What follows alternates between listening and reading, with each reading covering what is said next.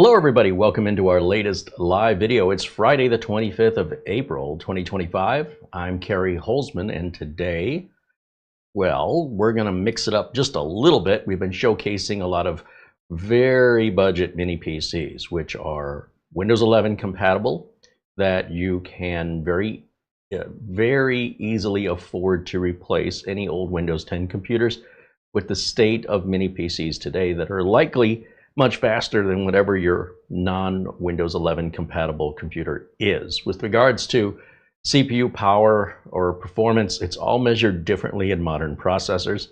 Once you reach a certain age of computer technology, the processors themselves, it goes so far beyond frequency in their performance and how the perception of speed is processed by the human brain, that in most cases these very budget machines are likely better than what you have now, if what you have now is not a Windows 11 compliant computer. Not always, but you might be surprised just how capable these are. So if the option is to stay with Windows 10 after support ends and pay the $30 for another year of just basic security updates, so be it. But in 12 months after that, you'll be right back to where you started from, just prolonging the inevitable. So why not just bite the bullet, spend the $100, get yourself a decent little mini computer, not just any. We're looking at anything like an N95, N100, N150, no eMMC storage. We don't want any of that. And what else? Or a Ryzen 3. Those are all under $150 anyway. As I was shopping around for mini PCs, I found this little box right here for $112, I think it was. And it was an install of Linux on here. Now, we've never shown Linux on this channel, and I have no interest in Linux. However, there's no reason we can't put Windows on it. On the internet, you'll often hear people talk about just get rid of Windows 10 and put Linux on your computer, and then you don't have to worry about Windows 10 support ending anymore. And you don't have to worry about those security requirements. I mean, that is such a commonplace argument that the simplest, youngest, most inexperienced person will offer you that advice online free. Everywhere you turn, it's the same mantra, thoughtless and ritualistic, to just put Linux on it. Okay, so I'm going to flip that the other way around. Why not buy a cheap Linux computer and put Windows 11 on it? Wow. Okay, now I'm going to let you in on a little secret. A couple days ago, I showed you how to wipe any computer, tablet, I'm sorry, not a tablet, a Windows-based PC, laptop, mini PC, tower. Just wipe it clean, install Windows 11, fresh and clean, where to get your drivers, install it, and you're up and running without any source or backup. I'm just waiting for you to process this. So does it matter if this computer has Linux on it? Are we going to do anything any different? I will repeat the same solutions over and over and over as many times as I have to, and rephrase the question 16 different ways that all point to the exact same answer. Well, if I have a desktop and I want to reinstall Windows, how do I do that? The same way you do it on a mini PC, the same way you do it on a laptop. But what if the PC has Linux on it? It's the same. All you're doing is rephrasing the question. It's still the same solution. This stuff is incredibly simple. I don't know why so many people insist on overthinking it. So we're going to treat this like it has no operating system on it. Hold on. Suddenly the path becomes very clear. Didn't he just show me? Didn't he just show how to wipe any computer and reinstall it? Yes. Did he prerequisite that by saying, well, you must have this or that first? No, he didn't. So then this isn't any different than what he's already shown. The process is going to be exactly the same. It's always the same. It's always the same. I don't know why people have to really just exhaust themselves with the what ifs and imaginative, just complete imagination of logic blocking without so much as even trying. Now, I don't know who this manufacturer is. And when I bought it, I thought this might be a great alternative for you. It might inspire you to want to do this yourself. But the problem I have when I order things from Amazon is they stop being available for sale, or the price that I bought it at is no longer available. And I usually will make these videos a day or two after I receive the product, which is a day or two after I ordered it. So sometimes within just 2 days, the product's not available anymore. So the only way I can get around this is just bring up Amazon on a random day, see what's available, and we talk about it. But I don't have one to show you, so everything is theory. In theory, I could have just simply, a couple of days ago when I found this, showed it to you guys so you had an opportunity to buy it. But I didn't know it was going to sell out, or I don't even know what happened. So, I ordered it. I figure, hey, it's on sale. It's a great price. It should be on sale in 2 days. Not so much. In fact, it's just completely unavailable. I haven't even made the video yet. This happened to me on the Ace Magic T8 Plus. This happened to me on the GMK Tech G3 Plus. I am going crazy because I hate it when a content creator just goes online and points at stuff. Like, anybody can do that. But does that stuff actually, is it reputable? Is it made well? Is it, does it have any, is there anything about it? Is it, in the case of a mini PC, too loud or lacks, I don't know, it's difficult to get into, something that the pictures wouldn't show. And geez, I wouldn't do that to a customer. I wouldn't just shop online for a completely unfamiliar product and then recommend, hey, this might be a good solution for you. Not when my name's on it that I have to support it. But apparently things are moving so quickly on Amazon that within 2 days it's all gone, or the price is gone. I don't know.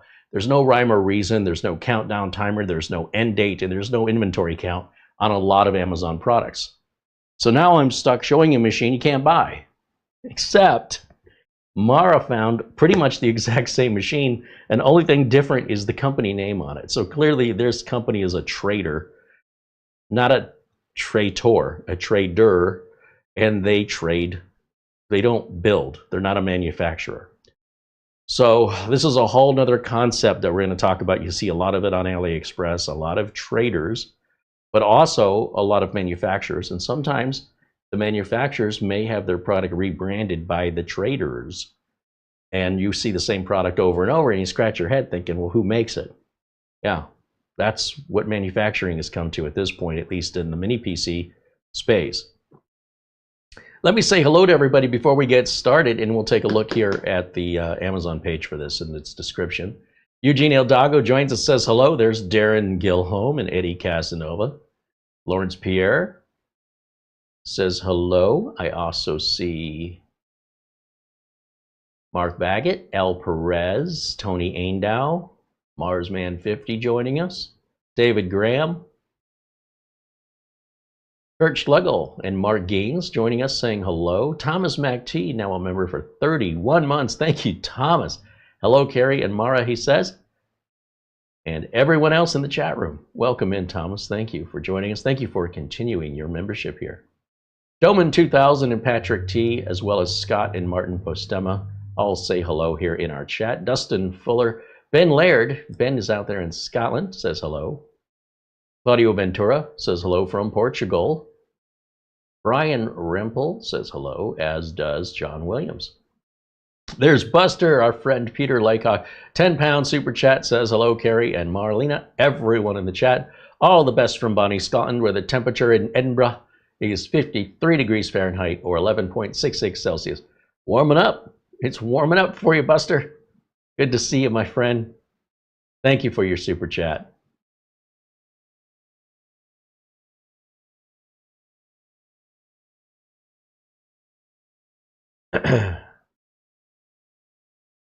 Natty Light King Kong says hello, as does Gary Bickle and Jose Del Nido.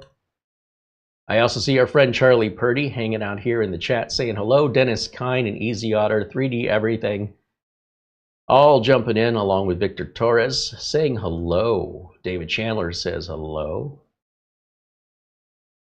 He says, Mara, I have just received a copy of your cookbook from Amazon here in South Africa.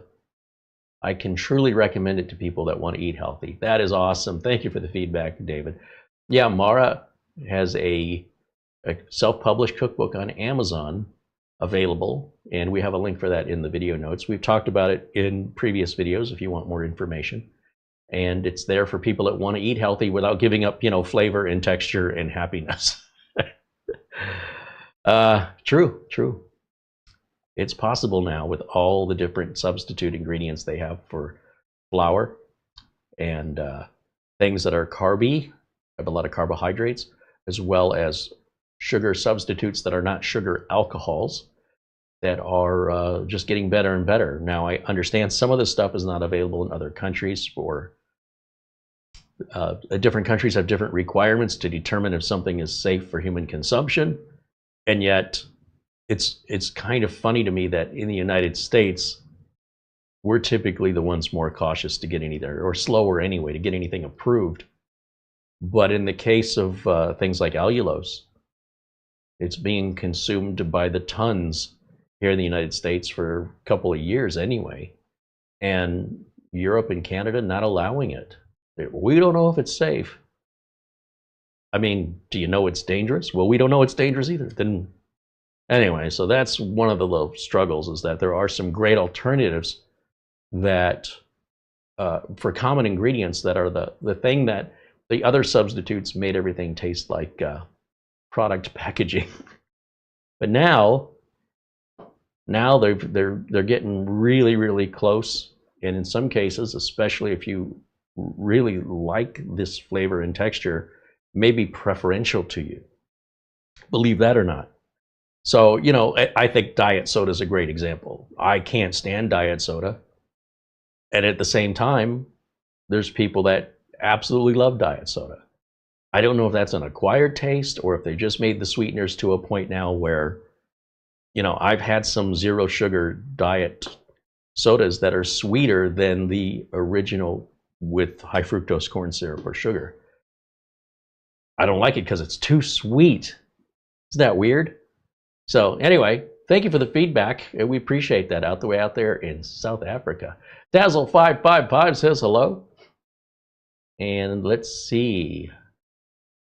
Edith says mini PCs will no longer exist in a few days. Well, that's not true at all. In fact, I think this is a reference to tariffs, but tariffs don't affect computers. So I think there's a misunderstanding. So if you have a smartphone or a computer, nothing's changing. No worries there. Now, all of the information that we talk about at this point is subject to change. We are live here on the 25th of April, but if there's ever a human condition that I would consider a disease in the 2020s, it's paranoia and anxiety over something that hasn't happened yet, but they're reacting to it as though it has happened. Everybody prepare, there's a big storm coming. When? I don't know, in a few days, maybe, but you should probably never leave the house, border up your windows, and get down in the basement. But why? The sky is blue and the sun is out. But it won't be for long. What's coming? Something. When? Someday. Oh, well, let's panic and freak out and warn everybody and freak everybody out for no reason whatsoever. This is 2025, and this is the internet. Rest assured, the internet is no longer, it's not really the informational library it used to be. It is now just a bubblegum machine for entertainment. So anything you read or see on the internet, whether it's my videos, whether it's the news, or whether it's some rando online yelling the sky is falling because an acorn fell on their head, please consider this all entertainment. And if you really want to know the truth, it's still on the internet, but you got to go look for it. It's generally not presented to you. You have to go dig for it. The truth is buried underneath the nonsense and the absolute panic and anxiety-driven society that we have become. So it's up to you to decide if you want to just take something at somebody's word, or if you want to consider the source or not. Somebody with a random name, with an unverifiable history, who may not even be a human, they may be a bot, is now an expert in some field that they're warning you about. Are they an economics professor at Stanford? Who is this person? An 8-year-old child left alone with a computer, but their parents walked away? Any of this is possible. So if you are at all concerned about the potential of having anxiety or worry over these things you see and read or hear on the internet, it is on you to be your own Xanax, in the sense that a little information will solve a lot of fear and anxiety. Fear and anxiety are often simply resolved through education. And if somebody is sitting there warning you of this, that, and the other, it's probably because they lack a proper education in that field. So they panic and they freak out because they don't have an in-depth understanding of the subject matter. In those cases, probably best not to say anything, but I'm not going to change that. All I can do is inform you of this crisis that's happening online in mental health, and it's toxic and contagious, and we hope that you don't succumb to it. All right? So, yeah, computers and phones are exempted from all that stuff. Anyway, let's see what else. Oh, the Amazon page. Let's go over to the Amazon page, and I'll show you what I found and why I bought it. So this company, I've never heard of them before. Soayan. And as you can see, it says currently unavailable here, which is bizarre. I only bought it a couple days ago. But you'll see the operating system's Linux, and the price we paid, $112 with some change.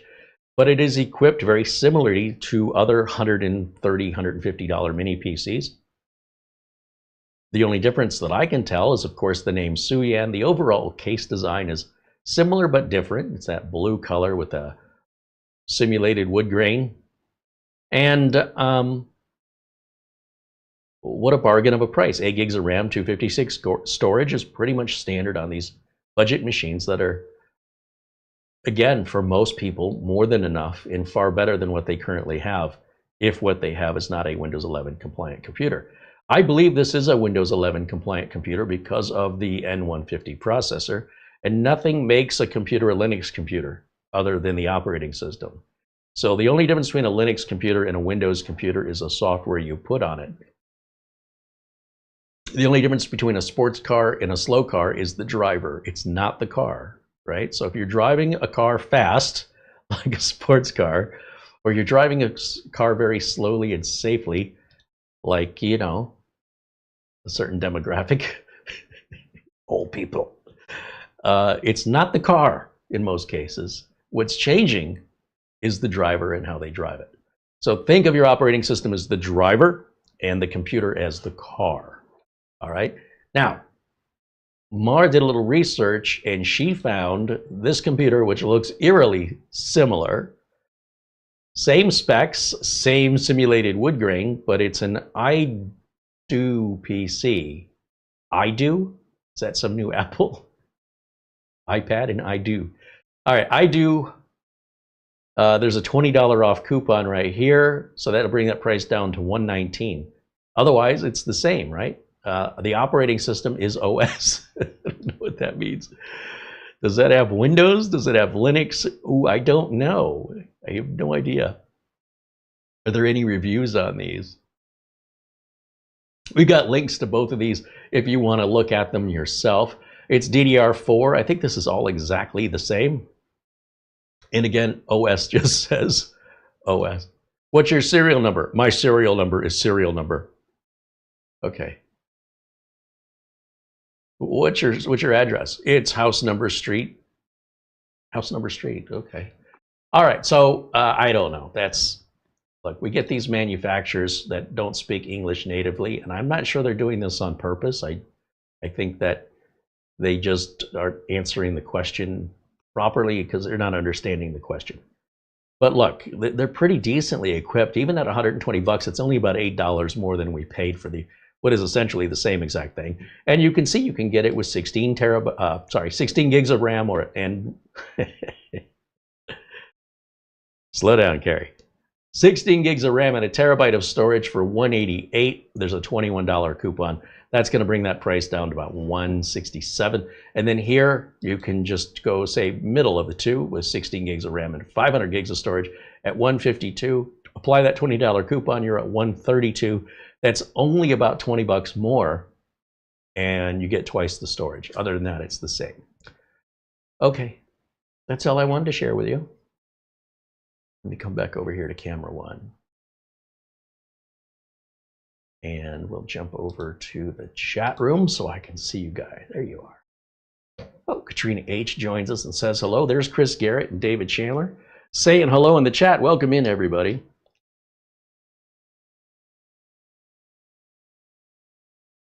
John Williams mentions that coupon will pay for a Windows license. That's true, and you don't even need a Windows license. I've found that when I make statements, people don't listen. So the more effective way I've learned to communicate is to simply ask questions such as, what time limit do you have to enter a Windows 10 or 11 license? And the answer is what? What happens if you don't enter that license? If you do not activate Windows 10 or 11, what happens? When does it happen? The answer to these questions are nothing. There's no time limit. Nothing happens. It's just that you get a watermark like any other free software. Like when I use StreamYard to do an interview with Doug Betts or whatever, you get the StreamYard logo unless I paid for it, and we're limited in our resolution. So I can't really customize StreamYard much, but it works. There's some few other benefits, but the baseline is I can use it at least up to 5 hours a month. And under those conditions, I don't pay for it. If I want higher resolution, if I want to be able to record, have a recording of our sessions on StreamYard's service, that's part of what you're paying for. So on Windows 10 and 11, you simply can't customize Windows with wallpaper. It's customizations. You can run every program, install every program you want to install, run it. It always runs, it always works. You never, ever have to activate it. It is not a requirement at all. So Windows 10 and 11 are and always have been free. But there's this constant painting of an image online where they're not telling you it's not free, but they're also not telling you it's an option. So when I'm offering you these discounts on Windows keys, it's for people who want to get rid of the watermark and they want to do that personalization. But if you just want a computer as cheap as you can get it, you can just throw Windows on this, Windows 10 or 11, and you will never ever have to activate it. So, all right. Let's do the unboxing.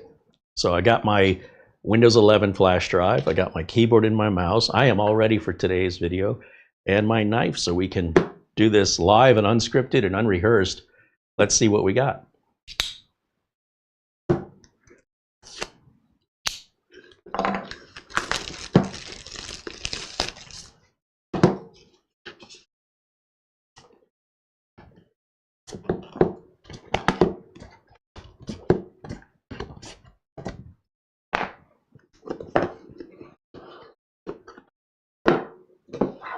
Let's jump over to the close-up camera. Right there. We have a little card that says hello. Manufacturer's name there on this little quick get started guide here, which shows how you can upgrade on the inside. And then this is kind of a nice feature when they have this little ribbon here that's used to pull this package out. Although you should be able to get your fingers in right in between there. You really don't need that, but I've seen some where it's almost impossible to without flipping it upside down. This computer is very small. It's not as small as that AceMagic T8 Plus, but it is smaller than a standard mini PC that we normally look at with the very common case size that mini PCs use. This is smaller than that. It's not as thick, and it's not quite as wide. So overall, it looks pretty much just like the picture. We've got the pull tab here. If you remove the bottom, there are holes in the rubber feet to get to the screws. Hallelujah. This looks like something made by B-Link, and it's probably made by the same company. I can't think of B-Link's parent name, but they're the only ones I know that do this pull tab. So companies like TrigKey, B-Link, if you see that, that's an indicator that's likely the same manufacturer. So if you're worried about quality, B-Link's a good quality machine. On the back, these are all vents, and then we've got our Ethernet port, 2 HDMI outputs, and 2 USB 3s on the back, 2 USB 3s on the front, our power button, and a headphone 3.5mm jack. Nothing on the sides but vents, and that's all there is to it. It's a pretty straightforward box. Going back to inside of the box, we have some foam. And under that foam, we have a power brick, or a wall wart, as we would like to call it, right here. We've got some screws for something. Oh, it's got a little VESA bracket. So the screws are for the VESA bracket if you wanted to mount this behind your monitor, under your desk. That's what those little brass holes are for there, the threaded holes for the VESA mount, and those are what the screws are for. And then they give you an HDMI cable. Even at this price, they throw that in, which is surprising. Now let's just put all this aside, plug it in, turn it on, and we'll take a look at what the Linux they've installed looks like. I have no intentions, just to be clear, of using or learning Linux any further than I already know it, which ain't much. Anytime you see somebody on the online go, you know, you could put Linux on that, you could say to them, you know, you could put Windows on that Linux computer, see how they like it, see if it doesn't get under their skin. Just give them back a little bit of what they're given. All right, let's just equalize the world here with dishing out what people are offering them, what they're dishing out. All right, let me go back over to camera one, and we'll grab our keyboard and mouse. Let me move this one a little bit up here, turn that on, grab my mouse, and we will just plug that into any USB port here. That one's fine. I'm not going to plug this into the internet. There's no reason to. Even though it's Linux, I'm just going to unplug it anyway when I install Windows. So I just need an HDMI cable here, which is all wrapped up.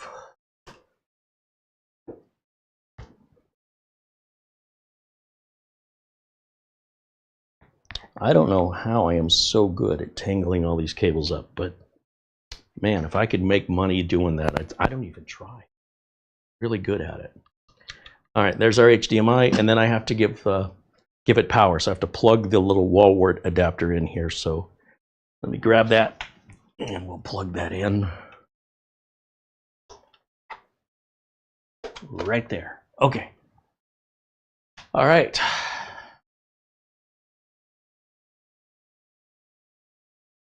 There's Luke Greenia joining us, says hello. He says he's never even booted a Linux computer. Oh, well, it's not that scary. It's just another operating system. So we're going to turn that on. We should get a power light, and we do. So let me go over to camera 2. That's the input that this is plugged into. And hopefully we're going to see a power on self-test screen here. I don't know if it's going to have the company name on it or what it's going to do, but since it's its first boot up here, you'll see the screen is black, and it'll take normally about a minute or so. There it goes. So Soayan. It's got Ubuntu. And okay, let me go full screen so I can see it the way you guys at home see it. I've already got a user account named Soayan with a password. You just hit enter. What do you do here? 1, 2, 3, 4, 5, 6. Why would they do that? Maybe it's a Linux thing. You think they'd have like a sticker or something. Let me look at this enclosed documentation just to see if they're telling us what the password is, because that's a weird one. Password? No? Soayan? No? Well, that wasn't expected. All right, I just want to look at the documentation. Normally, this isn't something they would print. You know, would normally be a sticker or something.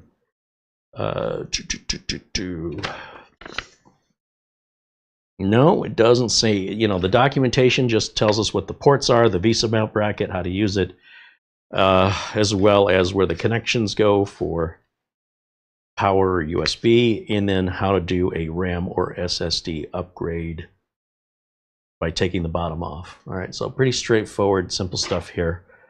Okay.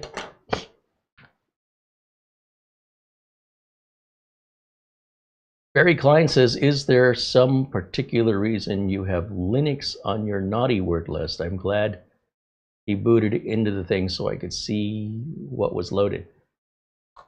Well, I find the Linux community to be at least the community online, to be very toxic and to be very snobbish, prudish, elitist, and to talk down to people. I don't want to be a part of that community. Even if Linux was the best operating system in the world, if it's all a bunch of white supremacists using it, I don't want to be associated with it.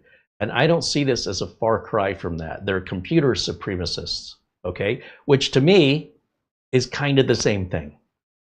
Now, I'm not saying everybody that uses it is that way. I am saying the most vocal people that are preaching and evangelizing Linux are the most toxic, snobbish, elitist, nasty, better than you attitude. And I taste the bile in the back of my throat when I have to say the word Linux because of those people. Now, apart from that, I run a computer business. Do you know many computer businesses that can earn a living every single week, every single month, and every single year servicing nothing but Linux computers? What percentage of Linux computers do you think any computer repair shop or technician working in IT in general around the world, what percentage of those people trying to earn a living do so strictly by working on Linux? And if they work on Linux, what portion of their work involves Linux? And I got news for you. You can earn a living working on Linux, but good luck finding the work. Linux promotes a free user community that has no liability and has no real support structure, with a few exceptions. And for that reason, corporate America is simply not allowed to use it because they have nobody to go to when it breaks. You might like your Gmail account, but good luck getting any support. When you get things that are free, you're on your own. And if you're trying to run a business, you can't just do that on, you can't rely on tools that you don't have some kind of legal ramifications to causing any loss of revenue or loss of your business as a result of it. You're on your own. So businesses generally aren't going to take that gamble. Now, that doesn't mean they don't have any Linux machines. They may have specific machines for specific tasks that run Linux, but overall and in general, they need to have a support structure. They need to have someone to blame if it goes wrong. They need to have someone to call for help. So the world that I am in is very different from the world of most YouTubers or YouTube viewers, where you're sitting at home watching this. You're not in the workplace of IT. Now, some of you are, but most of you are not. And I would challenge you to find anybody who is currently working in IT that would challenge what I've just said. Now, speaking of which, we're going to have Doug Betts back here on the 1st of May. We're going to have our friend, our new friend, Ask Your Computer Guy, Scott. He'll join us Tuesday. Both of these gentlemen have been working in the industry over 30 years, and feel free to ask them any questions you want. I'm not prepping anything. Everything is unscripted. We're all in the same business, so feel free. So if you're a hobbyist, you're sitting at home, you want something to tinker with, you got nothing but time on your hands, Linux is free. If you're a business, time is money. Linux is not free anymore, because time is money. And in that case, it is very, very difficult for me to have a career utilizing that operating system as any sort of special tool or skill set that I can bring to the market. There is work out there, but it's very hard to find. Then you combine that with the extraordinarily toxic community that is vocal online, that preach and evangelize Linux. And what you've got is a soup of nastiness and supremacy that I don't want to be a part of. Now, you go do you, do you. You like Linux, you want to bathe in it, go. I'm not telling you not to. I'm telling you, I'm not going to. So, I am the kind of guy that I'm always going to play devil's advocate, because I think people are in general too simple. One person has an idea, and then 10 million people repeat what they heard from that one person. Now, if I could find the original person with the idea, I'd like to sit down and talk to them.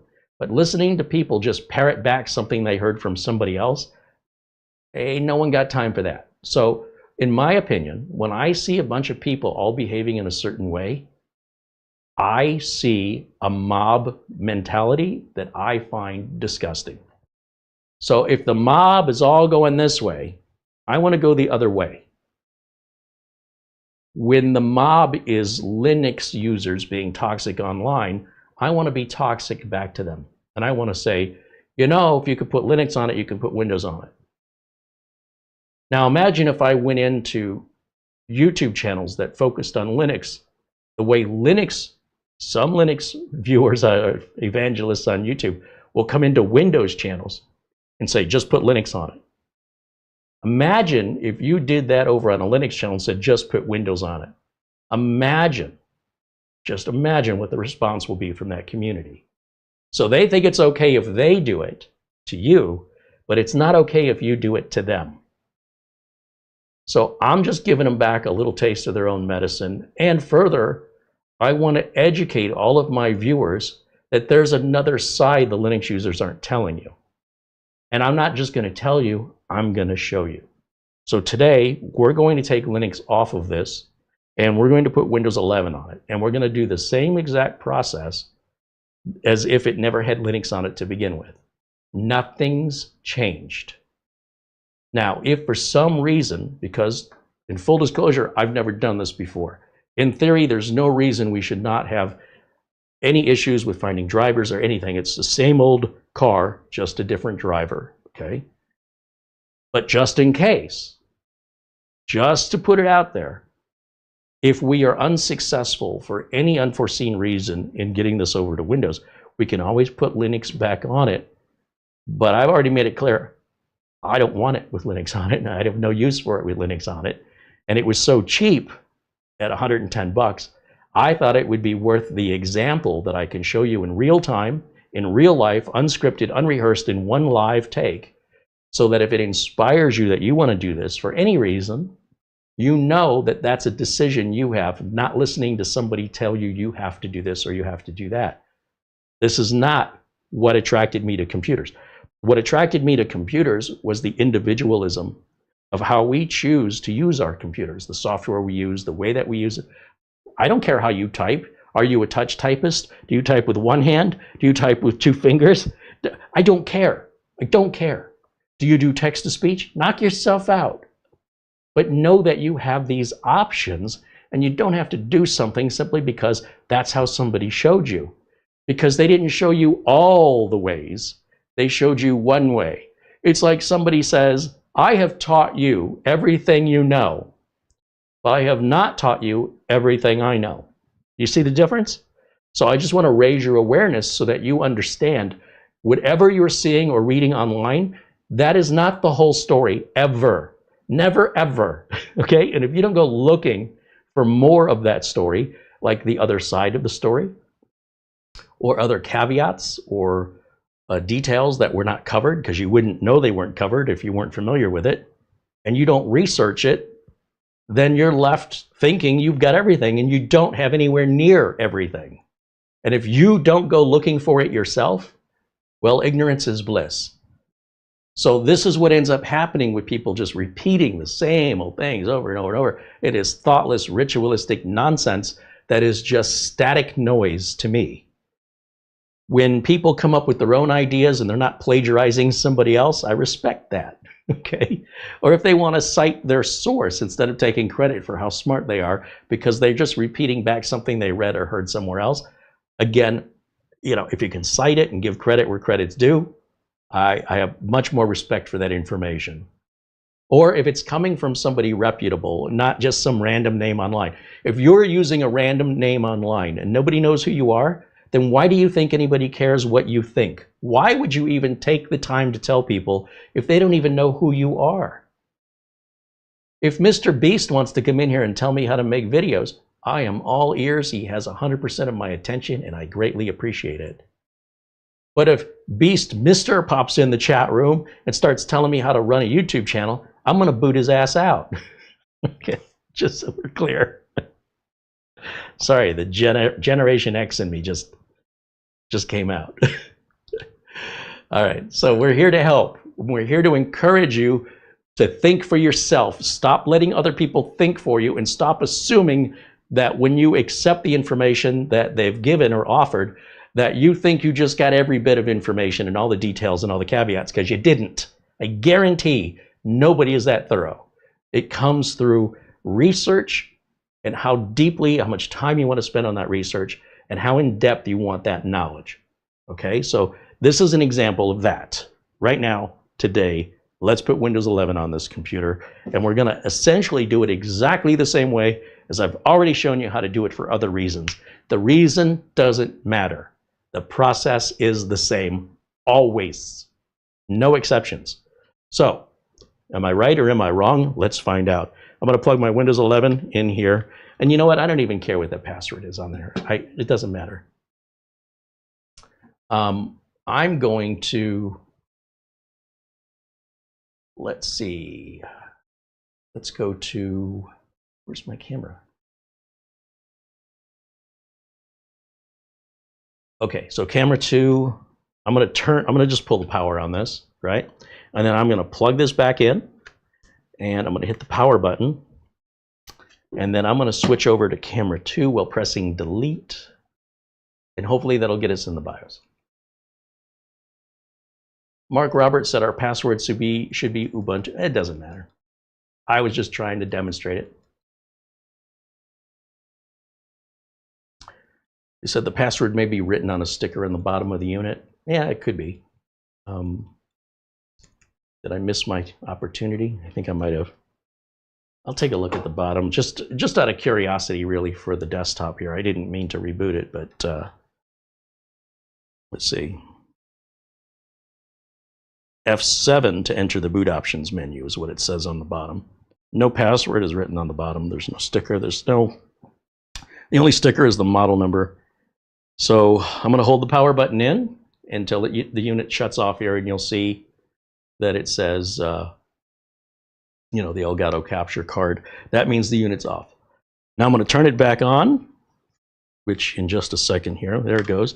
I'll start pressing F7, and then it should come up with a boot menu, and I will tell it that I want the Windows 11 boot drive.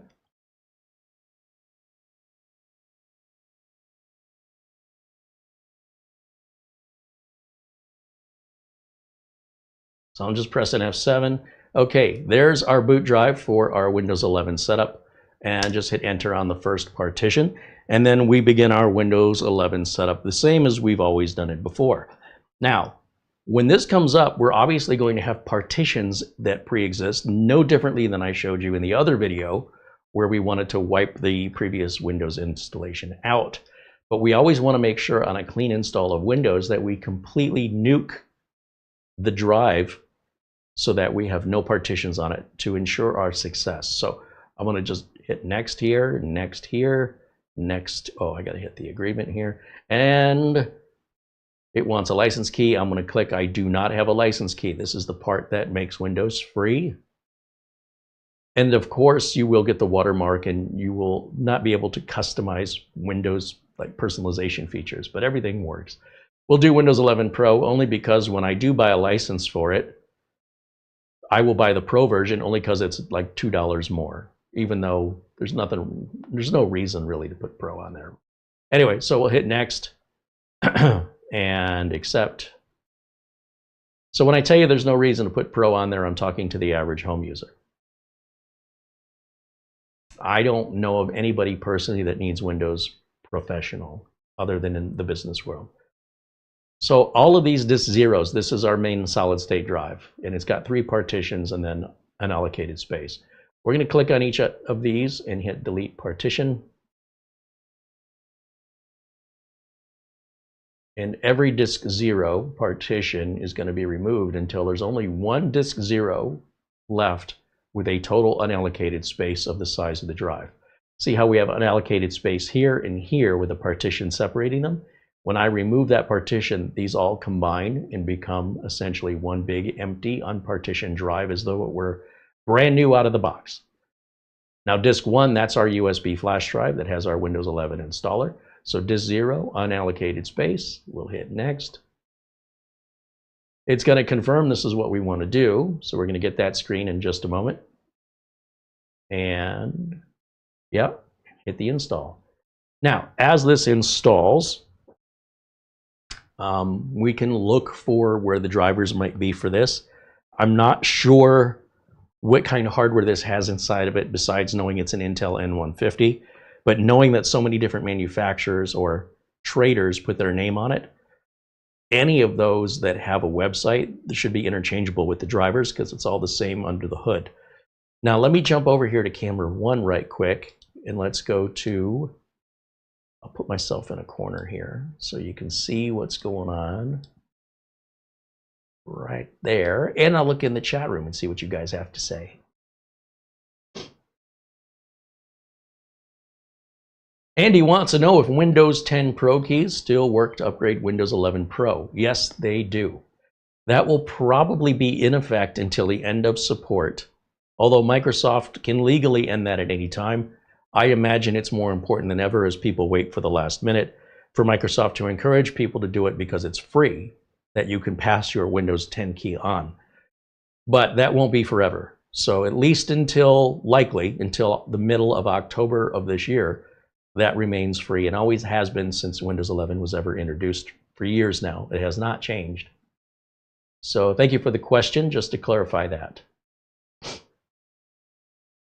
Mark Baggett said he used Ubuntu for a while on a secondary laptop just for fun. It's a good OS, but there is a learning curve. I switched that laptop back to Windows 11 after a few months. Hey, listen, if you have the luxury of time to do that, all the power to you. I am all for you guys pursuing your own interests in education and experiences. I don't have that luxury. I have a business to run. I cannot do both. I'm one person, and the number of hours in a day are still the same, and the bills are always going to be due once a month, not always on the same day. So I have to make sure that I've earned enough money to pay the bills.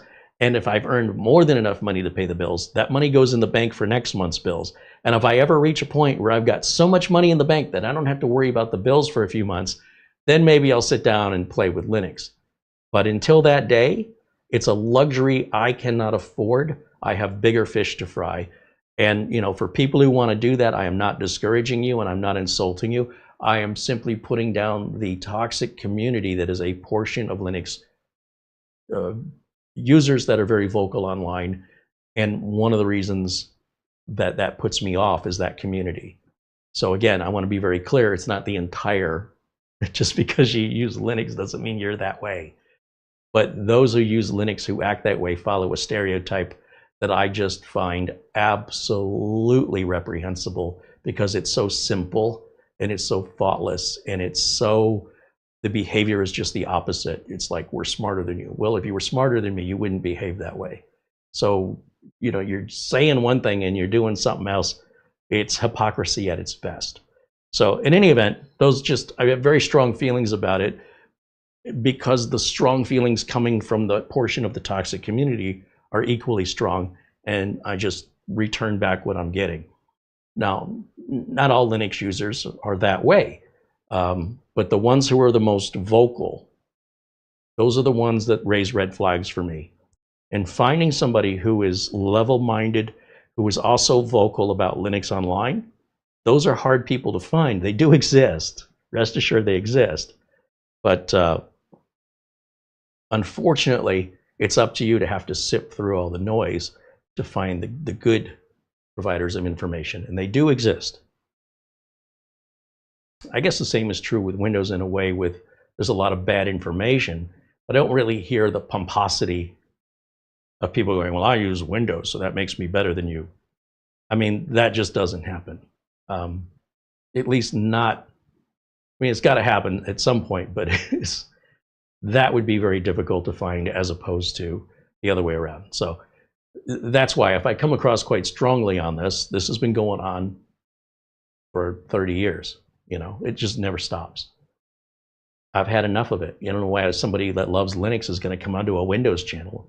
and tell us how terrible Windows is, any more than somebody who loves Windows should go onto a Linux channel and tell everybody they're wasting their time and how terrible Linux is. You should expect the same responses you would give. So there it is. And if they don't like it, they shouldn't have been here to begin with. What were you expecting on a Windows channel? Linux? Genius. Mark Gaines with a 10-pound super chat. Thank you, Mark. He says, here's a little something for your coffers. Also, he wants me to check my phone. I will do that right now since we're waiting. Thank you, Mark. Mark joins us from Northern Ireland.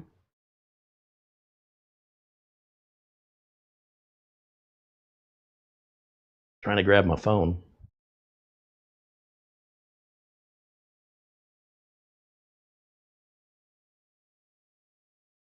Oh, wow, $100 Amazon gift card from our friend Mark Gaines. Thank you so much, Mark. That's very generous of you.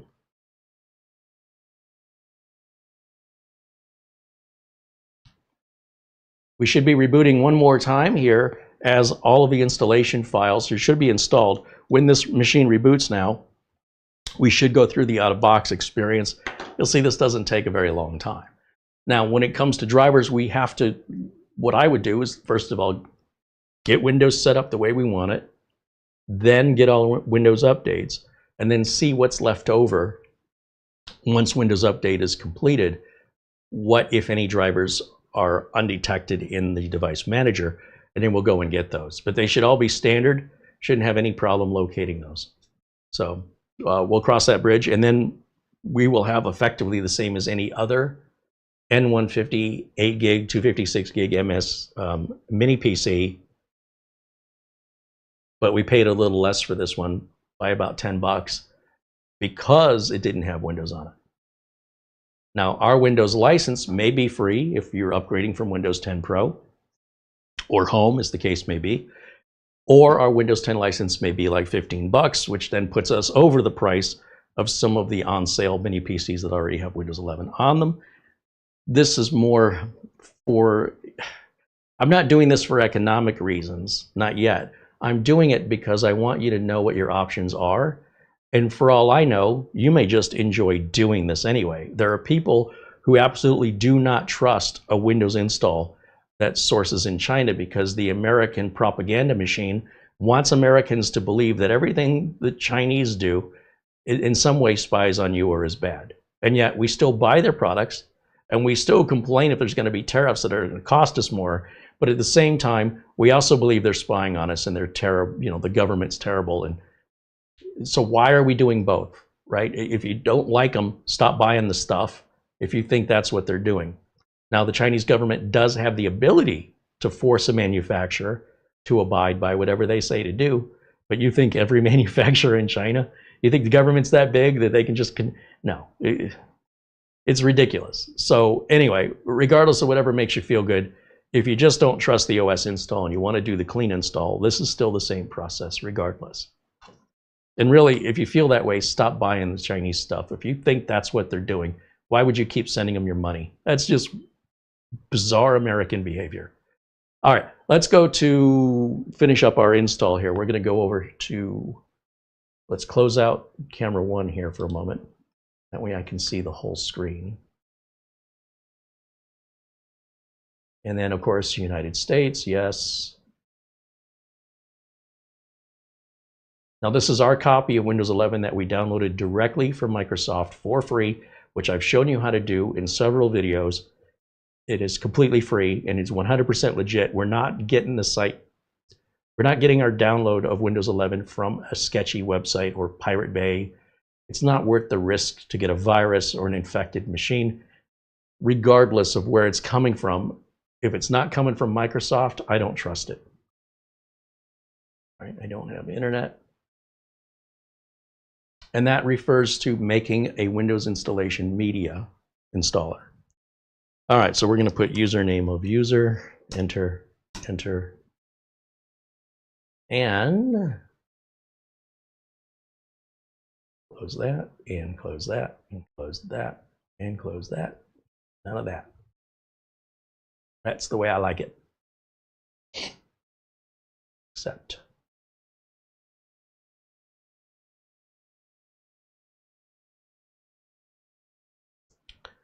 Now, there is a portion of toxic internet community that thinks that I have to like it the way they like it. Absolutely not. I'm showing you how a professional computer technician does their work. This information is provided to you for free. If you choose to dismiss it since you didn't pay for it, well, this is the view of some people, therefore it has no value, feel free to send me $1,000 and then you can appreciate the value of the information I'm providing. Simply because I provide it for free doesn't mean it has no value, and whether or not certain viewers choose to agree or disagree with me is not an option. It doesn't matter any more than I care about what they're having for dinner tonight or what kind of car they drive. I don't care. But the difference online is there is a certain portion of online users that do care about what you do because it doesn't follow what they do. But they're nobody who've done nothing and they want to tell you how to do something. You got to establish who you are first. So we respect your information. We respect you as a person, and then you can tell us what you think. But if you just jump to telling us what you think in a very negative and critical way without introducing yourself or working under a fake handle, you should expect to be treated like a clown. So, and in fact, if you were a clown, I'd probably respect you if you were an actual clown, because that's a tough job. But, you know, unfortunately, when I do the public videos, this is a challenge that I constantly battle with a small percentage of entitled viewers who give just attitude. They take everything that's offered and then they complain about it.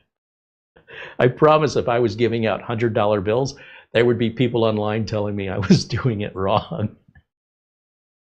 All right, so we've got Windows 11 installed. You can see it looks exactly the same as any other Windows 11. It doesn't matter what was on this before. It's irrelevant. There's our Windows 11 drive out of there. And we're going to go through the same process. Let's start by plugging in the internet to it now.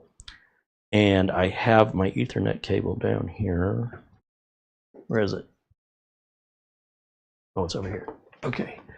Because I don't know if our network card driver is installed or not. So I could look in the device manager, but I'm somebody who would rather just do this and see what happens than speculate for 2 hours about what might happen in 45 seconds of actually doing it. So let's just plug it in and see. And if I have to, you know, look deeper, I will. And if I don't, it's just moving on. You know, I don't want to speculate. Just plug it in and let's get our results and let's then respond to the results. This is what I'm talking about. Too many people, especially in America, they react to something that hasn't happened, likely will never happen, and they freak out and they warn everybody so they can freak out and they can warn everybody about something that hasn't happened, may never happen, likely won't happen, but they're ready for it in case it happens. And while they're all busy doing that, there's something happening right in front of their face that they're not paying attention to that's putting them in harm's way. What a bizarre world. So I'm hoping to kind of shake everybody up in this video and say, right here, right now, be in the moment. Don't worry about what might happen. Let's just be reasonable and let's be now. Don't live in the past. Plan for the future, but don't freak out about it. Don't spend more time planning on the future than you're spending in this moment right now. All right? Unless you can prove to me that that is somehow benefiting you, it is likely degrading your mental health. If you just can't stop, it gets to be like a disease, and suddenly you're freaking out about your imagination instead of worrying about and appreciating what you have right now. All right, so you do you. I'm just telling you, quality of life can be so much better if you choose to live a better quality life. Don't fall into those traps. Now, you can see the icons propagated in our start menu. That tells me we've connected online. My screen's really small, so I can't see the little icon down there, but I know that happened. So I'm going to go full screen so I can see the way you guys see it. I keep having to say that because I have a window in a window. And when I go full screen, I can't see the chat anymore. I can't see OBS status.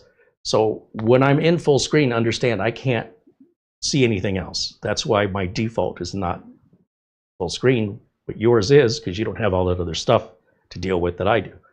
Now, I'm going to right click. It probably helps if I use the right mouse. Let's right click here and let's go to display settings. And then we'll go to Okay, you see how the resolution is grayed out and I can't change it? That's because the video driver we have is a generic one. So if we just go to Windows Update, we'll likely get a more accurate video driver for this specific video card that's built into our graphics, or built into our CPU rather. So I'll go to Settings, and then I'm going to go to Windows Update. And we'll check for updates. And while that's running, I'm going to turn that feature on. I'm going to go to Advanced Options, and I'm going to turn on this, and this, and this. These are my choices and my preferences, okay? Mine. Now, if you want to take them, you're welcome to it, but I'm not telling you how to do anything. You do it however you want to. I have to keep re-emphasizing this on occasion because it kind of comes and goes in waves where I get a bunch of people that want to give me their opinion and tell me I'm wrong or I'm not doing it right without identifying who they are and why their opinion matters. When that happens, I'm going to go off on a tangent. I'm going to keep reiterating, trying to shut those people down and let them know they're not welcome here. They can take their opinions and their criticisms somewhere else. They're not welcome here. Otherwise, if they're here to learn and they're curious and they want to know how I, as a working computer technician for over 30 years in the industry, share my knowledge free of charge, they are welcome to join us. Of course they are. Anything other than a thank you, that's all I have to say. Or say nothing. It's not hard. It's not a very tall bar to get over. Let's go to, oh, there's a few settings here. I want to check my power plan. Edit, power plan. I don't want the computer to go to sleep on me while we're working here. So we'll set that to 3 hours and save that. And as you can see, we're already starting to download and install everything from display drivers, Bluetooth and Wi-Fi, as well as probably video drivers in there somewhere too. So we'll let that run. And while it's running, let me jump back over to our chat room here, since we have some time, and see what's on your mind. Check your email. And check my email. Did DHL deliver something? No. Oh, okay. Well, I thought maybe I got a package. They said it was supposed to be here by 1:30 and it's 2 o'clock. Those liars. Hey, Charlie Purdy sends an Amazon gift card, and a very generous one at that. He says to Carey and Mara, thanks for all you do to help the community. Well, thank you, Charlie. Did Charlie get his mini PC? Did you get that yet, Charlie? We hope you did. If not, it's probably just around the corner. Thank you again to Mark Gaines. Remember, this channel exists because of the kindness and support of our members in our community. And there's nothing that encourages me more than the kindness of the community, and nothing that discourages me more than nastiness coming from complete strangers. I don't know who they are. I don't know what motivates them. I've never done anything to them, and yet they feel to need to bully people. So those are bullies, and they're simple-minded at that. Well, there's always time to turn it around. There's always time to come back and be nice. We're not one to hold a grudge. You know, we all make mistakes. Maybe we had a bad day. It's all good. We want to give everybody the opportunity to be kind and reward that kindness. And if they just won't, or they can't, they can take it somewhere else. So I'm not putting up with it today. Anthony McGregor with a £1 super chat. Thank you, Anthony. David Graham with a $2 super chat says, Xbox versus PlayStation versus PC is the same. Yeah, it is. PlayStations and Xboxes have been PCs in a little box for a while now. Anthony McGregor with a £5 super chat says, I tend to like a fresh install to get rid of the bloat that manufacturers tend to put on Windows. So, well, I do agree with you in 2015. In 2025, even in the 2020s, what are you talking about? Name a manufacturer and name a piece of bloat that manufacturer puts on. And I'm not singling you out to embarrass you. It is a genuine and sincere question because I've not seen any bloatware on a computer in years, whether it's Dell or HP. They're all just Windows these days. But I mean, I imagine there must be somebody doing something, but it's definitely not what it used to be. I mean, are you still getting AOL installation discs in the mail? Because that stopped a long time ago, but maybe, I don't know. You tell me, because I don't know what you're talking about anymore.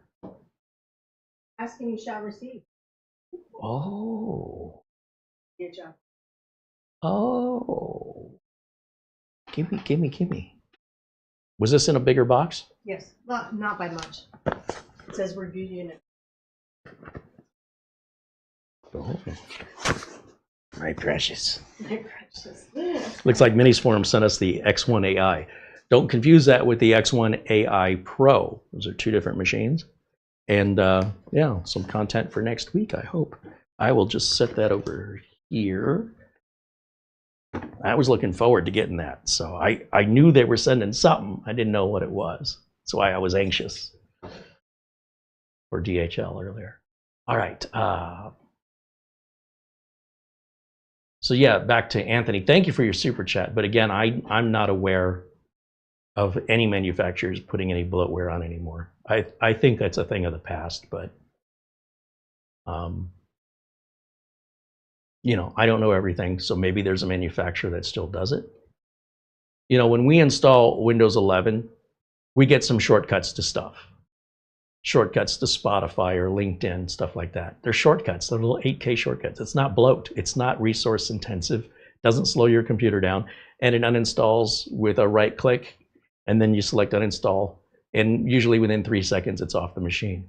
Bloatware I would consider to be Norton or McAfee, and McAfee can take upwards of 30 minutes to remove it using the McAfee uninstallation tool. In fact, if the piece of software has an uninstallation download software, that's bloatware. But otherwise, the closest thing I think you get to bloatware on a Windows 11 install is Microsoft's OneDrive. And even that's pretty lightweight.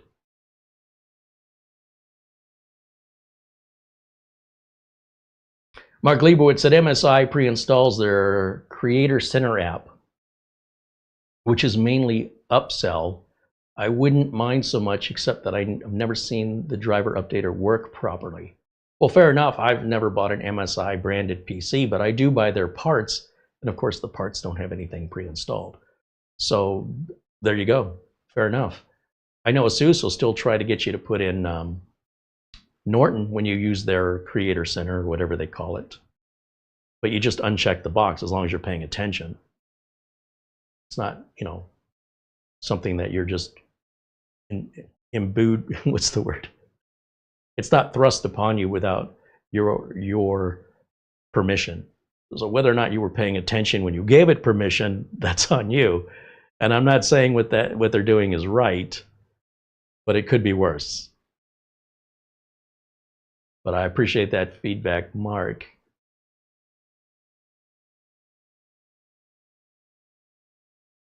RLD says, do you think Wi-Fi 7 is worth it? It's worth it to me, but it may not be worth it to the average user. I don't know how you use your Wi-Fi. I don't know what you're connecting to it. I don't know how much internal networking you're doing or what speed your internet is or how many devices you've got hooked up and how far apart they are and how many total amount of devices as well as other people that live around you and how congested your Wi-Fi traffic may be where you live. So yes, it's worth it, and no, it's not worth it, depending on your scenario. That's something only you can decide. But for me personally, oh yes, there's a reason we have Wi-Fi 7 here. We use it. Just because you have something doesn't mean you're using it. There's plenty of people driving around 600 horsepower Corvettes that don't ever drive them quickly. They sit in a garage, they take them out on a Saturday, they drive the speed limit because they don't want a ticket, and then they go back in the garage. Was it worth it? I guess they think so. Anthony with a £5 super chat says, you are correct, it's an old mindset I need to get out of. Yes, well, it's PTSD is what it is, because you get so used to being beaten, you start flinching when all somebody's trying to do is reach out and put a hand on your shoulder. I do the same thing, but it's because I do it that when I realize that's what I'm doing, I can recognize it when I see other people do it. Now, if there is a current issue that's going on with bloatware in 2025, I'd like to know about it. I'm not saying it doesn't exist, but it doesn't exist with the abundance that it used to. And as you can see, a clean install still leaves us these little shortcuts that some people are mislabeling as bloatware. You see, the kids today, they think bloatware is anything you didn't want on your system, even if it's just a text file. That's bloatware. When I was starting in this business, a hacker was somebody that was on your side. A hacker was somebody that would tinker with technology not to cause harm, but to just explore. They were digital explorers. That meant no harm. And if harm happened by mistake, that was part of the digital exploration. But that's not what they set out to do. Then the news media got a hold of the word hacker, and they've used it so much in a negative context that it's changed the very definition of the word. From the nerds who created it to the media and marketing people that misused it, they won. And now when I say the word hacker, you immediately probably think of somebody that's intending harm digitally. But that's a travesty, because I consider myself a hacker, but the original meaning of the word, not the twisted, convoluted, media corrupted version of the word today. And so I'm seeing the same thing happen with bloatware. That's not what bloatware is. Bloatware is just not these little cookies. And, you know, bloatware would be something resource intensive that takes a difficult time to remove, may not even fully remove. Like Norton and McAfee are great examples of bloatware today. Some other antiviruses too. So this technology keeps evolving so quickly, it can be very difficult to keep up. You know, you made yourself all prepped and ready for 20 years ago or 10 years ago. But now whatever you were ready for, there's no reason to be ready for that even. It's all changed. Now you got to be ready for something else. And around the wheel goes in this land of tech, you know. It's just how it is. And I do my best to keep up, and I catch myself doing exactly the same thing, or I realize I don't have to do this anymore. Whatever it is that I was doing, don't need to do it. Instead, I need to replace that with something else. How I configure Windows today is very different from how I configured Windows 2 years ago. That much has changed. And the reason I know that is I have some computers that have been sitting around here for a couple of years that have been on a shelf, and I plug them in to update them, and they still might have 22H2 or 23H2 Windows 11 on them, and they're all set up differently than how I do it now. So I update them and I get them set up the way I like them, then I put them back up on the shelf. But I'm just checking them, you know, making sure everything's still okay. And if, you know, they end up going to a customer, whatever I have to do to update it between now and whenever it goes to a customer will be a much smaller step than having to do everything that I did, you know, to get them all updated in 24H2 and cleaning out the temp files and all the other setup stuff that I change, such as even how I configure the networking now by enabling default guest fallback, which has since been disabled by Windows, by Microsoft, and SMB signing, which is now enabled by default, where it used to not be. So now I have to take steps against that, where I never had to do that ever in my career. And now I have to. And now it's affecting Windows 10 and Windows 11 Home too. So it's only getting more and more common for me to have to put that fix in.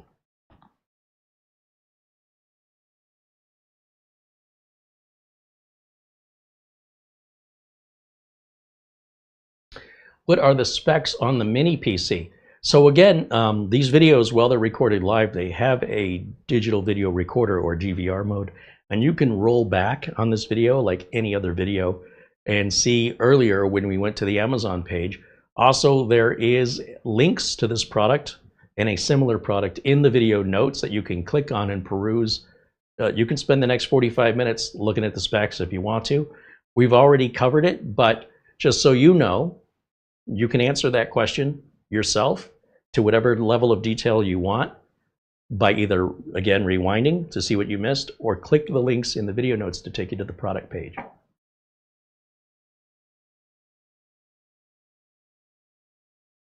We definitely want to encourage people to help themselves around here and to be self-reliant as much as possible. And then where we lack the information, do please ask, and we will fill those spaces in that we didn't realize we had left open in such a case. So we do appreciate your questions and your feedback. Patrick said, should I put my Samsung 990 Pro M.2 into slot 1 on the motherboard and make that the boot drive, and then transition my Samsung 990 Evo Plus into the game NVMe? Well, Patrick, at the end of the day, this is really up to you. In most cases, people are swept up in benchmark numbers and not reality. What bothers me about benchmarks is they cannot synthesize feeling. Does something feel faster to you? Regardless of what the benchmarks say. If I told you to take this pill and you're going to feel better, do you automatically feel better when I give you this pill that's nothing but sugar? It's a placebo, but you believe it's working? Or are you going to take that pill and honestly tell me, I feel better or I don't? You see, the difference between those two drives outside of benchmarks is almost imperceptible to a normal human being, an average human being. Maybe you notice it, maybe you don't. So my advice would be for you to try it both ways and see which way you prefer based on how you feel about it.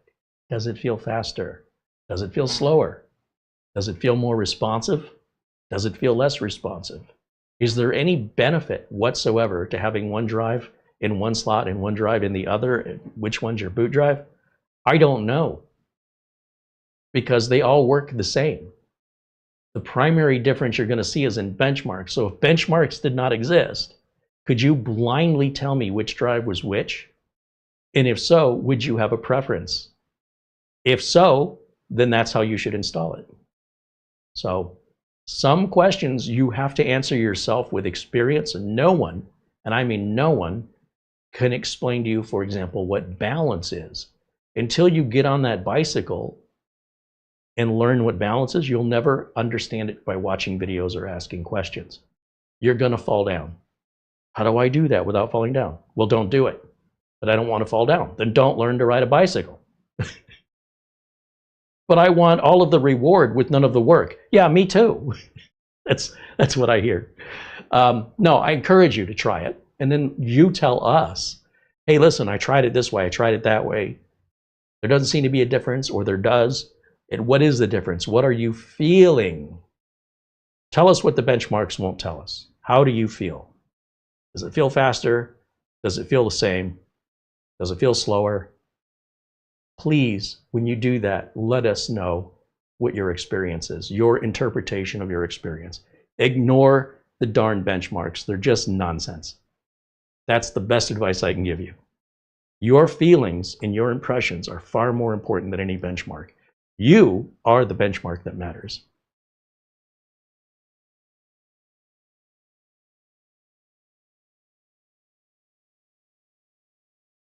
Nick Caffrey with a 10 euro super chat.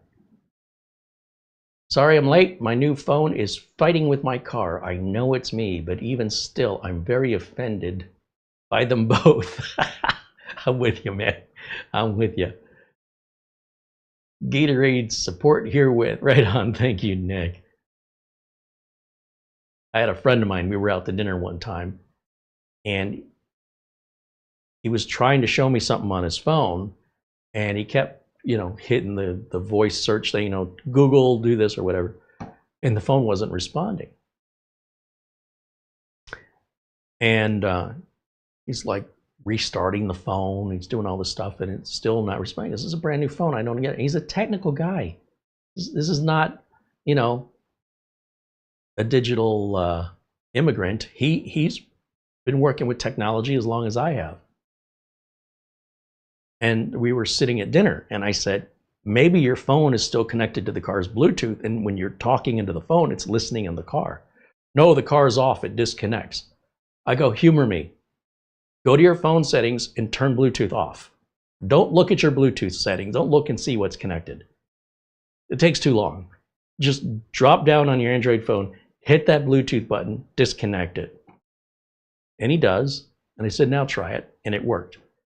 Well, how can that be? It's not supposed to. That shouldn't even be. I go, doesn't matter. You can do that on your own time. Let's get back to what we were talking about. So, we got back to him, searching something and showing me, and we moved on. You can deal with that. That's your problem. If you want me to help you with that, let's do that after dinner. We got to go out to the car and da da da da da. But it never occurred to him that his Bluetooth was still connected to his car, even though the car was off. And he's trying to figure out why the microphone on the phone wasn't working. And it was a very simple solution, but he was overthinking it. Sometimes, all I'm saying is sometimes we all do this. So I feel you, Nick. It could probably be something really simple like that you're struggling with. Scott says, I ran Cinebench on a new PC I built my wife last month just to make sure the fans were working correctly and check cooling. Yeah, that's a good reason to run them, sure. But not by measure of determining which is better. You know what I mean? Like, I run the benchmarks, but I don't run them because I'm looking for certain records to be set. I'm looking for a range of operation that should fall within the category of that hardware I'm testing. Period. That's all. As long as it's working within that workable range of heat, fan, etc. Performance on an NVMe Gen 4 versus Gen 5. I want to make sure I'm getting what I'm paying for within a high and low range. As long as we're in there, we're good. I'm moving on. You have to understand scale. You have to understand when you have 15, 20, 30, 100 computers and you've got to get them done now. You don't have time for this. And anybody who would tell me as a working technician, a real working technician, that they've ever had a customer tell them they feel their Gen 4 NVMe is running at Gen 3 speeds or they're running benchmark. Customers don't do this. They don't do it. They don't even know what a benchmark is. This is a nerd activity. Let's keep it a nerd activity. I'm not saying there's anything wrong with that, but let's understand the context of the information. And so many enthusiasts and so many hobbyists, they get online, they make videos because they're hobbyists and enthusiasts. These are the people who make videos, right? They're very enthusiastic and they want to share their enthusiasm with the world. They're highly technical people who care about things that would get them fired from a job if they did it at any of the corporate jobs I worked at. And if they were running their own company, they'd be out of business unless somebody was giving them money because, somebody was funding that. It's fun to be a hobbyist and to play. I get it. And there's plenty of videos for you to choose from to watch other hobbyists play.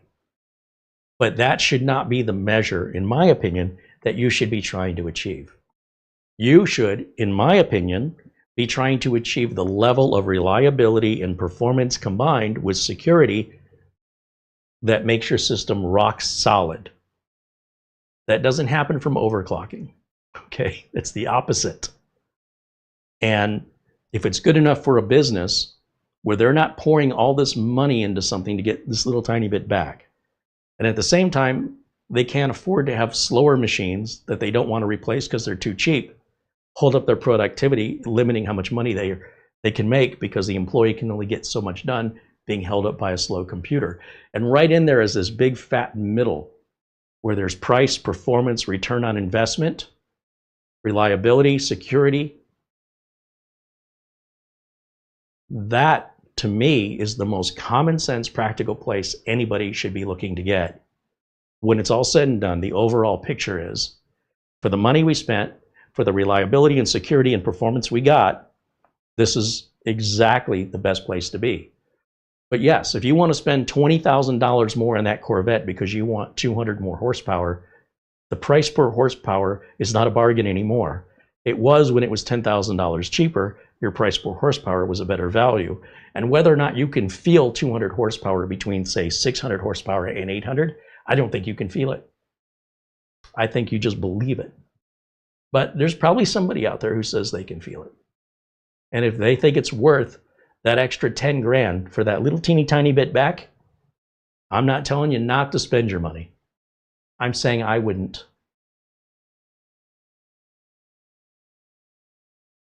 Steve said he just bought a minis for him, UM760 Slim, that you featured on the channel. Setting it up right now. Right on, Steve. Let us know what you think about it. Our friend Buster is going to bed. He's been up since 4:30 in the morning, and it's about probably 10:30 at night or 11:30 at night over there. So have a good night, Buster. Thanks for hanging out with us today. And thanks for your continued support and friendship. Always happy to see you. David Graham with a $2 super chat says his mini PC is as good as his gaming PC, except for gaming. Well said. Gaming is and always has been an expensive luxury. My whole life. Even when you went into the arcade, it cost $0.25 to play Galaga. I only had $5. That's 20 quarters. That's it. We're done. That wasn't going to fill up between the end of school, let's say 4 o'clock in the afternoon until the arcade closed at 9. That's 5 hours. That's what, 4 quarters an hour? 1 quarter every 50 minutes? No. Most video games at the arcade, you'd be sitting there for 2-3 minutes. If you're really good at one, you might be there for a half an hour. But do you want to keep repeating that same game over and over again just to stretch out your time? Or do you want to play some other games and eventually and hopefully get good at those? You're going to have to dump some quarters in them. The way I grew up, I always ran out of quarters before I ever ran out of time by far. So I'd watch other people play.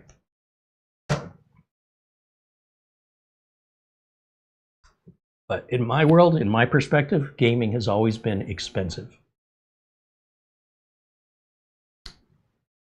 And if anything, it's gotten more expensive. Kevin wants to know, can you avoid cumulative updates, but updating your Windows 11 install USB stick? I wouldn't. Those cumulative updates are absolutely critical to the feature benefits and security benefits of, listen, Microsoft is paying millions of dollars to their developers in research and testing, and then there's distribution costs. To give that to you for free, I think Microsoft should charge for these updates. In my opinion, they should charge you for those cumulative updates, because then all of a sudden, the one thing about people that I find just so fascinating is if you give them something, offer them something for free, they don't want it. And the minute you tell them they can't have it, that's all they want. So the minute somebody says you can't get a video card, everybody wants video cards. Then when the video cards come out, oh, they're too expensive. Like, it's just whatever it is you can't have, that's what the general population throws a fit over. Even though they could have had it all anytime they wanted, now being told you can't, suddenly there's an issue. So if Microsoft said you have to pay for these cumulative updates, I guarantee you the vast majority of people would pay for them. Now, when it comes to pre-installing or pre-configuring a Windows 11 installation, I think that's for somebody that's doing, I'd say at least 6 installs a day.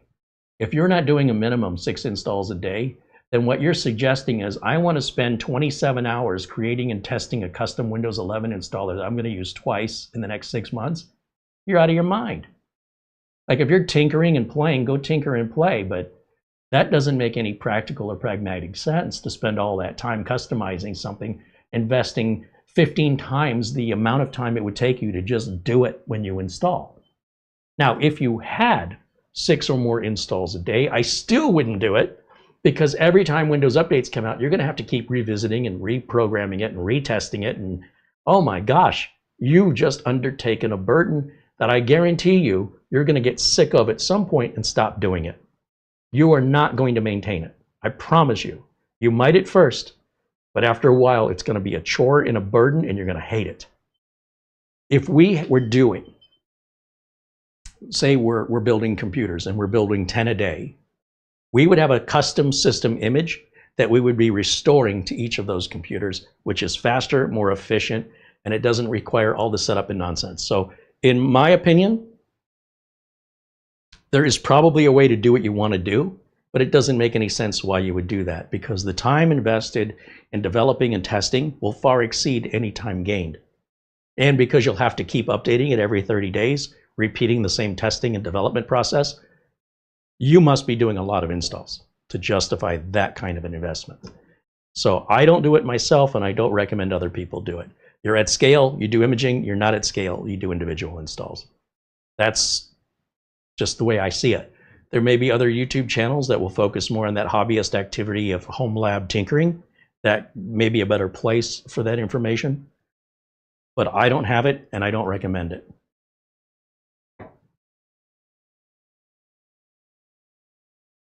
I think it'd be crazy to avoid the cumulative updates. I think you got to be out of your mind. I think you got to be out of your mind to run LTSC. Unless you're a corporation, you're just shooting yourself in the foot. It's like, I'm going to drink this poison because it's cheap. Okay, I guess. You understand what you're doing, right? Yeah, I'm avoiding problems. Okay. You know the problems you're not avoiding? I'm just avoiding those problems. Okay, but what about these other ones? We're not going to talk about those.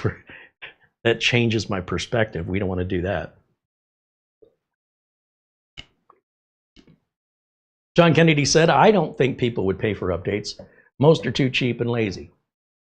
Well, regardless if they paid for updates or they didn't, John, they would have value that some people don't value the updates.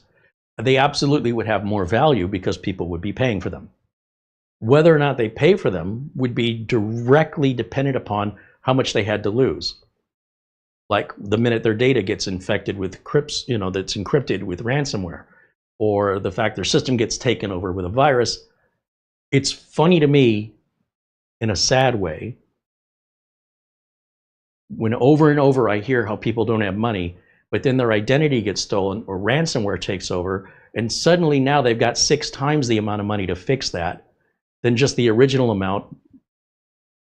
That's at least no less than 6 times cheaper, much faster to avoid it to begin with. And the example is the number of people that just simply don't run backups on a regular basis. The one solution to fix every computer problem, they want to know how to remove a virus, just restore your backup. They want to know, what do I do to fix this bad drive? Do I get spin rate? No. Put a new drive in it. They're cheap. Restore your backup. Your backup and running. If you spend $90 for spin rate and let it run for the next 3 days, it may not do anything but make it worse. You want to get it done and get on with life? Restore your backup. Whatever your computer problem is, if it's a piece of hardware, replace it, then restore your backup. It's always the same solution. It doesn't matter what the problem is. And how many people won't do that even for free? So the only question is, how do we interpret value? And if you're giving something away for free, the value proposition is seen as worthless. So a couple ways that you can encourage people to get something is tell them they can't have it. As soon as you tell them they can't have it, now they want it. Now they're interested. It's like a reverse psychology. And I see it so much online, it drives me absolutely crazy to keep watching the same behavior repeat itself over whatever the latest thing is. Oh, tariffs in computers. Well, it doesn't affect computers. Oh, suddenly now you wanted to buy a computer because there's going to be a tariff. You weren't interested in buying one last month, but now you want to buy one? Huh, I wonder what's changed. Anyway, it's not my problem. If people want to pay me exorbitant amounts of money to fix an issue that they could have avoided by paying a tiny amount of money and taking care of it themselves, I'm okay with that. It's not how I would do it, but it's made a career for me. That's all I'm saying. Just trying to help people be self-reliant. And if they don't want to be, I'm happy with billing them. Doesn't bother me one bit. I just want them to make an informed decision. Now that we've done those updates, I should be able to change the resolution, and I can. So I'll go to 1920 by 1080, right like so. Keep the changes, and we'll go back. Oh, let's check a couple things. Let's look at the device manager and see what's missing, if anything. All right, we got a couple unknown devices and a PCI device. So that may be resolved with the Intel chipset driver. And let's look at our system properties. So we'll go to System and see Windows N150, 8 gigs of RAM, Windows 11 Pro, 24H2. Let's type in MSInfo32. We'll see if Secure Boot is on or not. MSInfo, right there, system information. Go to Secure Boot here. Secure Boot is off. And we can just turn that on in the BIOS. And let's go into the BIOS. Let's do that first. We'll go to Settings. And we'll go to Windows Update, and we're going to go to, waiting for this to come up here. Advanced Options.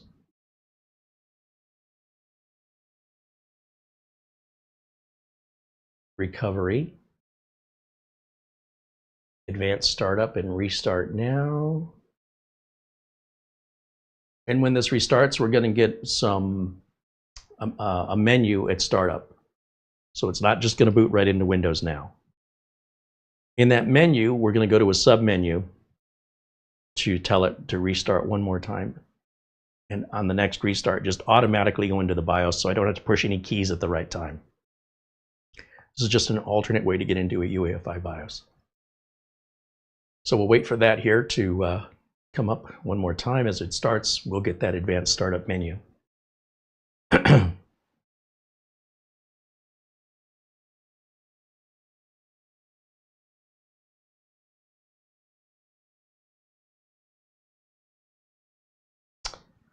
Okay, we're going to go to Troubleshoot in Advanced Options in UEFI Firmware. And then when we hit Restart, it's going to go right into the BIOS. If I did that too quickly, rewind the video, slow it down, freeze frame it, follow at your own pace. For everybody else, we're going to just keep moving forward as quickly as possible to cover as much territory as we can, as I try my hardest to keep these videos at a 2-hour length, which for some people thinks is a long time. But I think you forgot how long elementary school days were.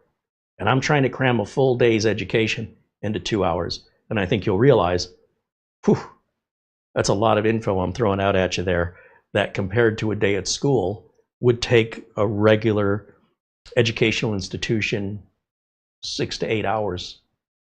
So in that perspective, these videos are quite short. We're going to go to Secure Boot. And we're going to say, okay, it's enabled. Secure boot mode is standard. Let's go to custom. Is it custom? Let's restore factory keys. Yes. Restart without saving. Sure. That may be all we have to do. I don't know that I needed to change it to custom, but we just restore the factory keys. The factory keys are they're embedded and programmed into the BIOS at the factory where they make these. And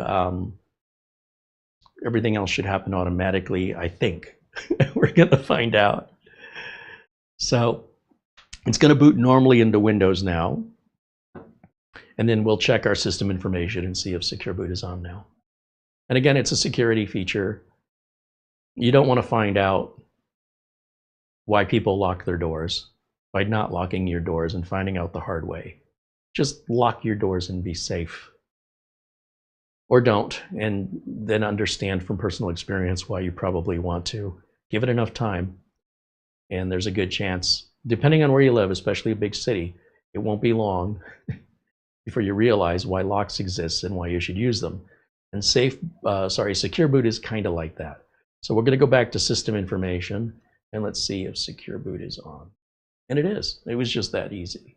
All right, so that's an easy problem to resolve.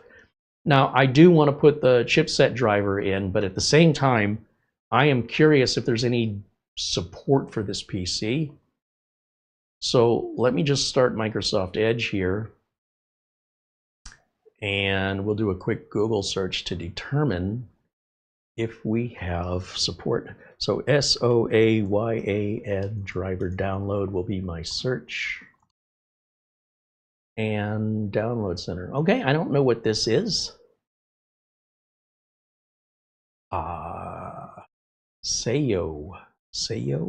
That is the same letters in a different, some of the same letters in a different order.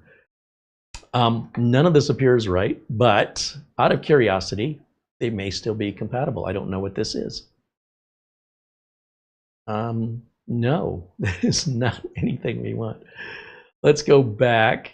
Let's go back over here. Newest drivers from BitGuardian. I don't know what a BitGuardian is. That sounds like antivirus. And it's sponsored. Okay, so we don't want that. Sayo. I don't know what a Sayo is. Intel. Well, would this be chipset drivers? What if we just did chipsets? No? The driver installer, the automatic driver assistant, we can put that on here, but I think what I'd rather do first is just simply grab the chipset driver. So I'm going to just type in, we're going to forget looking for a driver from Soayan, Intel chipset driver download. I don't use third-party driver utilities because they're unnecessary and redundant these days. Go to the download center. Oh, we're back to that again. Hold on. Download Intel drivers and software. We're back to that again. Hold on. How about here? Intel chipset device software. INF utility. That's what I want. That. From Intel. Download it. Accept the terms. So in the upper right corner, which I'm sure my camera is covering right now, it downloads the file, and then we'll just click on that file. And if you have an AMD-based system, you would run the AMD Adrenalin software. If you have an Intel-based system, the Intel chipset driver. They're both chipset drivers. Neither one happens automatically, so you're going to want to grab these on a clean install you're doing yourself. You want to grab these yourself. Your system will run without them, but just doesn't run as well. So this chipset driver covers a lot of different Intel chipsets. It automatically determines which Intel chipset you have that's at least supported and puts the driver in for us, or drivers as the case may be. Now, I'm not exactly sure which drivers it's putting in, but we did have 3 unknown devices, if you recall, in our device manager. So when this is done, we're going to go back in the device manager and see if there's still 3 in there. Did they all go away? Let's find out. So after this is done, it'll probably want us to restart for these drivers to take effect. And of course, we will restart before we check the device manager if that's what's recommended here, which I believe will be. If we check the device manager without doing the restart, then those device drivers may not take effect, and we might get a false impression of what drivers did not load, because they won't load in some cases until the restart. So if it asks for a restart, do that first. When it gets back to Windows, then we check the device manager for that reason. So again, I'm not trying to teach anybody ritualization. I want you to understand why we're doing what we're doing, what we're looking for, why we're looking for it, and how to do it. It's really simple stuff. And that way you don't have to, worry about how is it different because your system is a little bit different. It's still the same process for the same reasons and the same actions you will take regardless.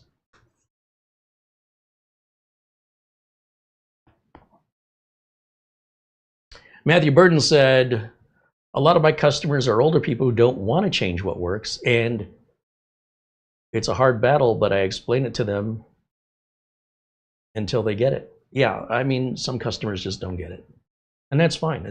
I just let the customer know, here are the risks you're taking, what the potential costs are, and how would you like to proceed? It's up to them. But I try to provide all the information to my customers, the pros and cons, if you want to put it off, you want to do it now. These are the risks. If you're okay with those risks, I'm okay with it too. Let's go right click on the start button. Let's go back to device manager. Let's see where we're at. So the chipset driver made no difference whatsoever. That's interesting because I don't know what these devices are yet. But you know that Intel driver assistant, now that you see the driver assistant doesn't offer you the chipset driver, I don't know why. So let's do the Intel driver assistant because it's free and reliable. Doesn't come from a third party.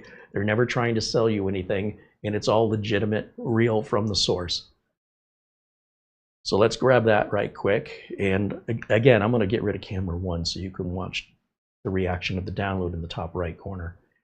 Right click, full screen over here for me. Driver support assistant, download now. You'll see that start to download over here. It's already grabbed it. We click to open that. Takes it a minute to decompress. Accept and install for this prerequisite runtime library that it has to download from Microsoft. That is not part of a clean Windows 11 install that this software needs to have. So it's all on the up and up. It's all free. Nobody's trying to sell you anything. Once it gets that prerequisite, then it can install the driver support assistant, which it will do automatically. And we should see that pop up here. Here we go. Agree to the license agreement, but we don't have to accept this computing improvement program. You can if you want to, but you don't have to. And then once this finishes installing, it should open another tab here and then inspect our computer for any Intel-related drivers that are out of date. And it'll be curious to see what, this comes up with anything or not. It's a great place to start because it's free and reliable, and it won't cause any harm.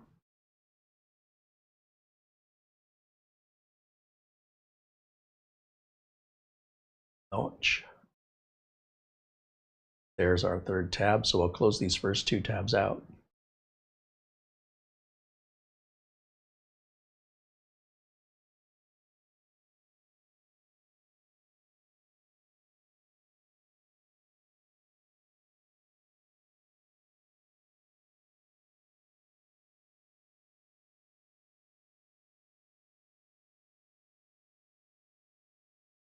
And look, there were 3 devices, right? And there are 3 drivers. Now, I don't know if these are related, but I just hit download all. I'm going to take them regardless. Even if they're already drivers we have, they're newer versions. So I don't see any harm in installing them. And then we can check our device manager and see if anything still remains. So I'll click install on that one. Click yes.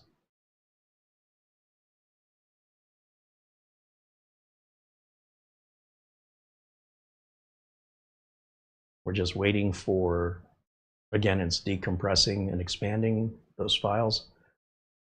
And we just go through our standard procedure here, just clicking next and typical or whatever. Agree to the license agreement. It's all pretty boilerplate, standard installation stuff. Try to avoid any customization unless you're willing to accept the consequences potentially in the future from modifying defaults.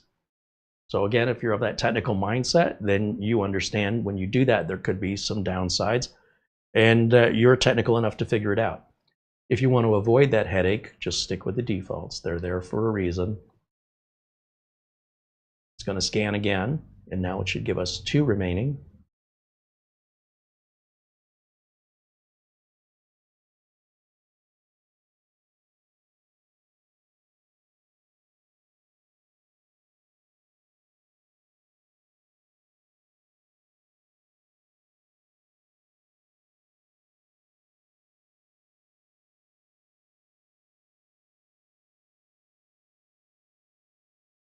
They're available updates. Just hit install all. And then as it completes this one, it'll then automatically start the next one. Or I can, click install manually one at a time. Either way. So the first thing it has to do, and what it's doing in the background, is it's taking this compressed file, it's uncompressing that into the original installation files, and then starting the installation. And so depending on the compression ratio used and the performance of the computer, this could take a minute. And then it kicks off with the standard installation process. Again, agree to the license agreement, keep all your defaults, and let it do what it wants to do. So here we're getting the Intel ProSet wireless software and drivers.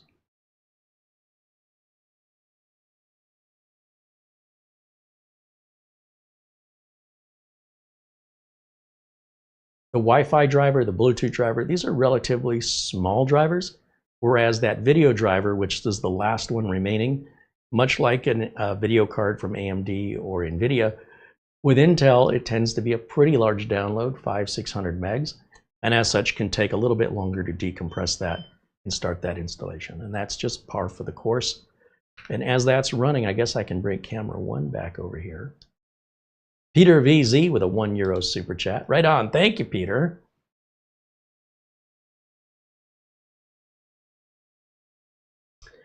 Charles Griffin in our chat room says, in a small computer shop with a wall of optiplexes, I asked what he's going to do with all of those after October. He said there'd be no problem and he would just have customers run antivirus. Well, I mean, if that's what he wants to do, he can certainly do that. That's his right. He's not breaking any laws. And if he damages his reputation because customers get negatively impacted from following his advice, those are his consequences. I don't know how he's going to sustain a business that way. But look, I mean, there are people selling non-Windows 11 compatible machines that are YouTube content creators that refurbish laptops that are repairable and sell them to people as better laptops, and people believe them. So they're not my consequences. There's nothing illegal about that. And if this person wants to soil their reputation as being reputable in tech, give it 6 to 12 months and see what because it's nothing they're going to realize until probably 2026, that they might just feel like they were screwed. Maybe. But it wasn't me who did it. I can't stop anybody. If that's what they want to do, and they want to take the support calls and want to potentially have to explain it over and over again and why they thought it was okay to sell it to them, that's their choice, and it's those customers' choice to choose to buy it.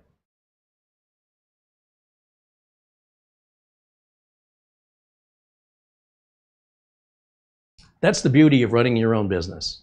You can run it any way you want to, and as long as you can sustain an income and keep your customers happy, it doesn't matter if anybody agrees with your process.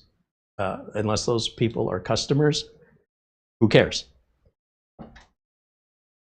There's the proof in the pudding, right? So if there's if there is a process by which I will not abide, that doesn't mean somebody else can't do it successfully. It just means I don't want to. I don't like gambling. I am not good at it. And when you burn somebody, it's pretty hard to earn their trust back. So I'd rather play it safe, because I want to keep myself in business for a long time. I'm not looking to get as much money as I can today and then move over to Mexico. You guys figured me out. That's been my plan this whole time. I'm going to take my $200 and go to Mexico and retire. I'm getting rich off $200.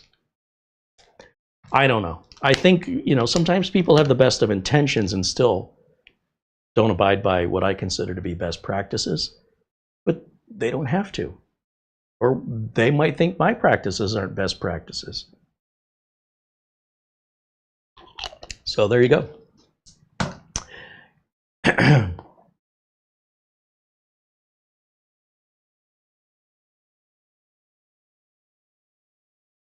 See Jason Wyrick there in the chat. I sent you an email, Jason. I don't know if you got it, but if you didn't, it might be in your spam folder, unless I have an old email address for you. Just waiting on this driver to install. It'll likely want to reboot, and then we'll check our device manager and see the current state.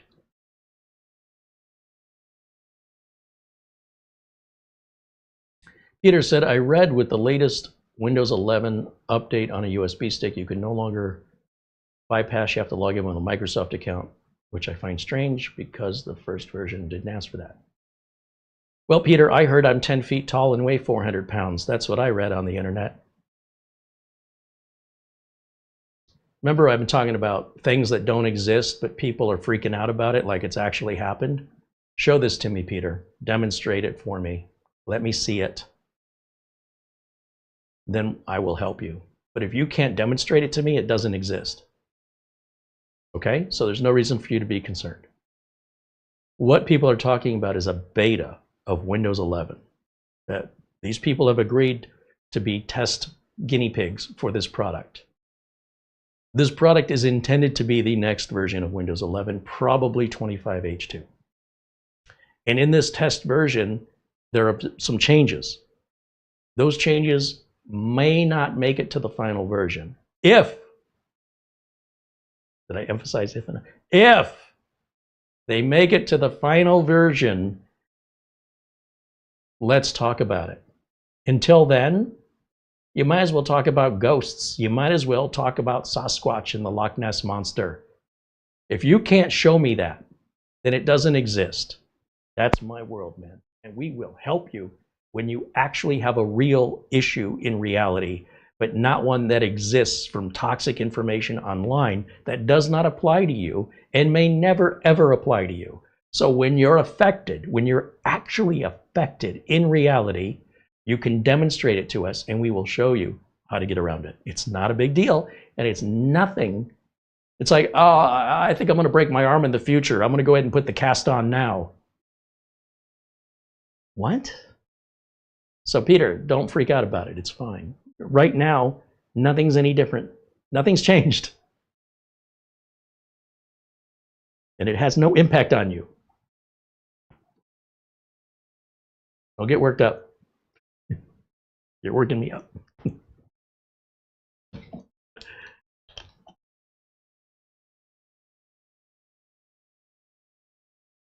John Williams said he's voiced his opinion about installing Windows 11 on unsupported hardware to several tech shops, and they're on deaf ears. Of course they're on deaf ears. Who the hell are you, right? They're just like, this guy just came in and told me how to run my shop? Get out. We didn't invite you in or ask you your opinion. Keep it to yourself. If it's your business and these are your employees, different story. If you, look, here's the best, I'm going to share a story with you, John. It's like you're throwing a life raft to somebody who's out enjoying the day swimming. What are you doing, man? I'm saving you. You're drowning. I'm not drowning. I'm having a swim. Yeah, but there's sharks in the water. There's no sharks. I don't know what you're talking about, dude. You're crazy. I had a guy pound on my door. Your house is on fire, dude. These guys freaking out. I said, that's the smoke from the barbecue grill, man. And he's like, no, the tree. I'm like, show me. I didn't invite him in the house. We just went around the side gate. So what tree do you see on fire from the street? I swear that tree was on fire. Then I felt bad for the guy. I said, listen, you're driving by. You don't know who I am. You thought the house was on fire and you knocked on the door. I really appreciate that. I do. But there's no fire. It's just smoke from the barbecue grill. I don't want you to feel bad. You did the right thing. Thank you for letting me know, but everything's cool here. But here's a story I want to share with you, John. And let's reboot while we're waiting. This is an old story passed on. Nothing I've made up, okay? I can't give citation because I don't know who originally said it, but it's been with me a long time. As a business owner, I was taught this. There's a guy, he's cutting hair. He's a barber. And he's charging, whatever, $15 for a haircut. Next door, one of these barbershop chains opens up. $5 haircuts. Right next door to him. What am I going to do? How can I compete with $5 haircuts? I can't, even if I match the price, I can't pay my bills. So he talks to a marketing guy. This marketing guy's like, I can fix any marketing problem, you know. He goes, all right, here's my problem. This other barbershop opened literally right next door into the suite next to mine. And they have a big sign. It says $5 haircuts. So tell me, marketing genius, what am I supposed to do about that? And the guy says, it's very easy. You print up a big sign and say, we fix $5 haircuts. Because it's true. It's so easy. And it's been there the whole time. All right? Just think about that.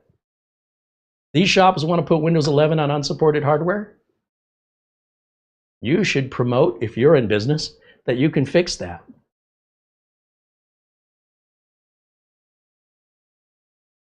All right, let me go back to full screen over here and look at my device manager.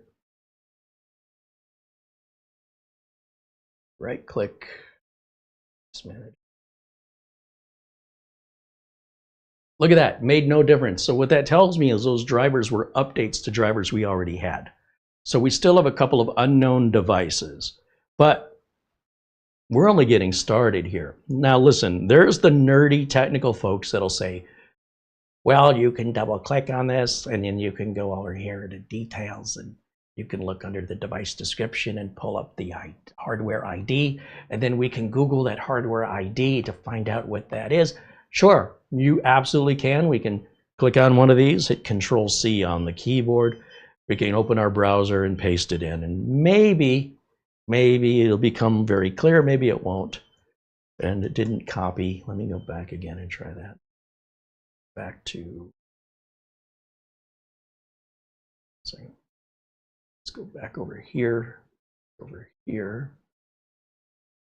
right click and copy that, and then come over here, Control V like Victor, Intel Management Engine. Okay, well, that might be all we need. But this is not the way I would do it. I mean, if I was maybe in the mood, but I just want to get it done. You know, I don't want to research for an hour and a half for a 3-second driver, 3-minute driver. So what I would do is I would find another N150 computer, mini PC. So let's take, for example, a reputable manufacturer that we know supports their machines, and let's use them as our unsuspecting donor of drivers. Because again, we're not breaking any rules here. It's just not what was intended, but they're not policing it and you're not breaking any rules, okay? It's not a prerequisite that you have to have a Minis Forum N150 to download N150 drivers from Minis Forum, okay? So Minis Forum N150 drivers. Let's see what we got here. Support Center. Literally find any N150 drivers and download. And we're gonna look for, why did it not show up? Drivers and downloads, come on. How come I can't find? I have very little patience when it comes to this. I know Minis Forum has the drivers, so I'm a little baffled. So let's just type in, who else? B-Link, N150 maybe? Drivers. They're all pretty much the same, right? Intel's making the N150. That's an Intel chipset, yada, yada, yada. So does B-Link make an N150? I don't know. I haven't seen B-Link in a while. GTR. Okay, let's try Ace Magic N150 drivers. Just stick with a known brand that you know has support. Everything else should fall into place. Or you can manually pull those product IDs up and manually go get your drivers. That's an option too. So I'm just looking for any 150s here, which, let's see, LED program. It looks like we're on a German site. That's all right. F1A.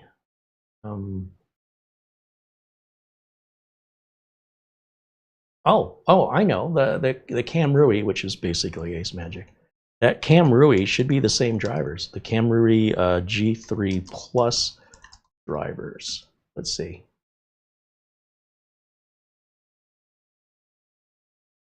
So back to Mini PC Union, this is the forum I was telling you about. There's the GK3 Pro system drivers for Windows 11 Pro. This one says drivers. That's the whole operating system, by the way. Let's just do the drivers. Hit download. And, oh, that's an N. Oh, that's the 5000 series. That's not an N150.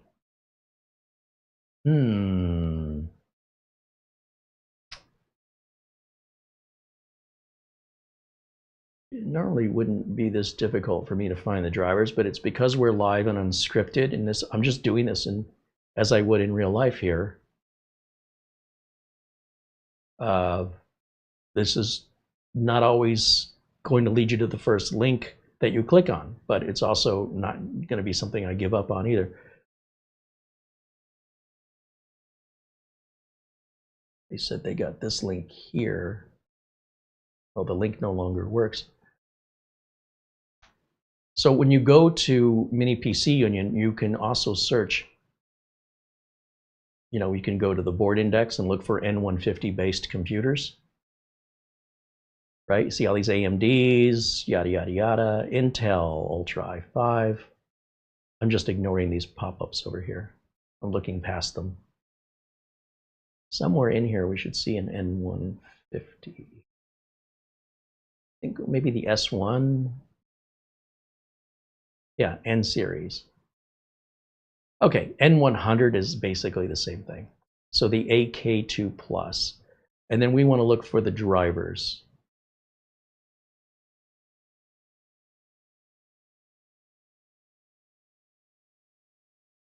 AK2. So I'm going to just type up here just to try and speed this up. AK2 drivers. Yeah, but see, that shows a J4205. We have an N150, which should be the same drivers as the N100.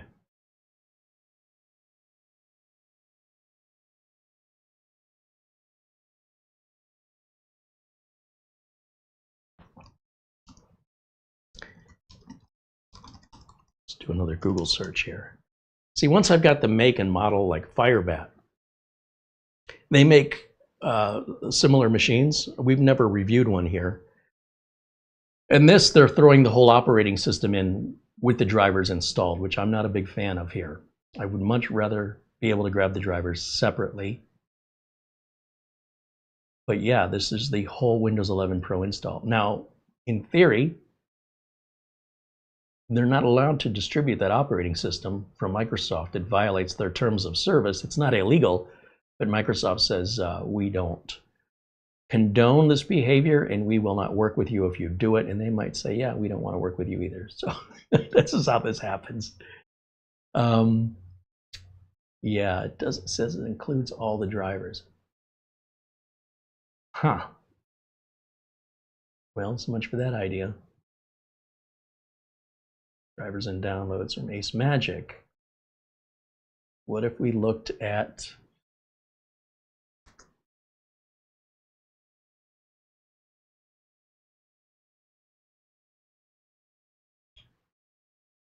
I mean, the F3A is pretty high end. The S1 was a pretty basic machine here. Let's see what this brings up. Not what I want there either. So here I was trying to find a shortcut, and as you can see, it's actually taking the long way around. It's one of those things that, based on experience, I'm going to essentially go through my experience and the processes in which I am deciding on how to solve a particular issue. So on this issue, we're trying to resolve those missing device manager updates. And my instant thought is, let's just go grab them from literally anyone else. Now, if you decide, well, here's a bulletin board system, bbs.blink.com, where somebody says, look at all this after a clean install. What do I do? And says, please install the chipset driver, and then that's all they got. I'm going to click on that link just to see if there's other drivers besides that. Well, clearly at whatever size this is, that's more than just a chipset driver if it's a gig.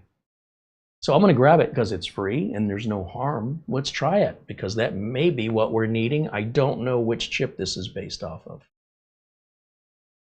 As long as it's Intel, though, we're on the right track. And as long as it's a recent driver. So if we're working with an older driver from an older Intel, like the J processor or the N51 or whatever it was, 5095, those may or may not work. The older they are, the less likely compatible they are with the new stuff. But the new stuff is usually compatible with the old stuff. So we'll give that a shot and let's see where it leads us. This is a downside if you buy a brand without first checking online if this is important to you to see that they have a website and support. On the other hand, if they don't have those expenses, there's a good chance these sell for less money. It's up to you to make that informed decision if that's a fair trade-off for you.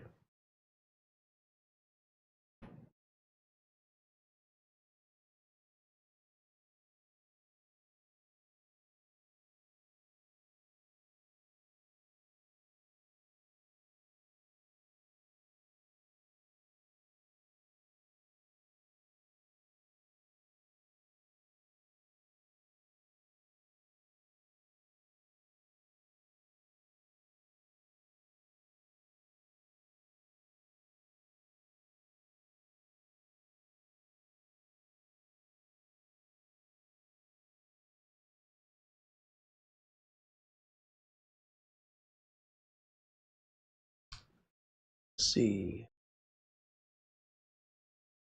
Just looking in the chat to see what you guys have to say here. John says, you know, you're making me fall out of my chair laughing. Wait until the computers no longer get updates and identity gets stolen. Well, I mean, look, you can lead a horse to water. You know what I mean? And at that point, you've done your good citizen duty. The rest is on the horse. So at some point, you've got to realize, you know, what is your investment? What is your liability? And, you know, why do you care? What do you have riding on it? So let people have their experiences. Then you can put on your cape and rescue them if you choose to, if that scenario occurs. Otherwise, if it doesn't occur, go about your way, they'll go about theirs. It's all good. Now, let me go back over here right quick. And I think that has downloaded. And let's extract this.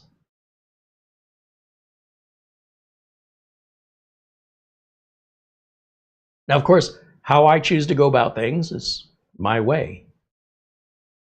And I'm simply demonstrating to you that when we're live and unscripted, this is the way work is in real life when I go to a client's location or working with clients' hardware, likely something like this I've never seen before in my life.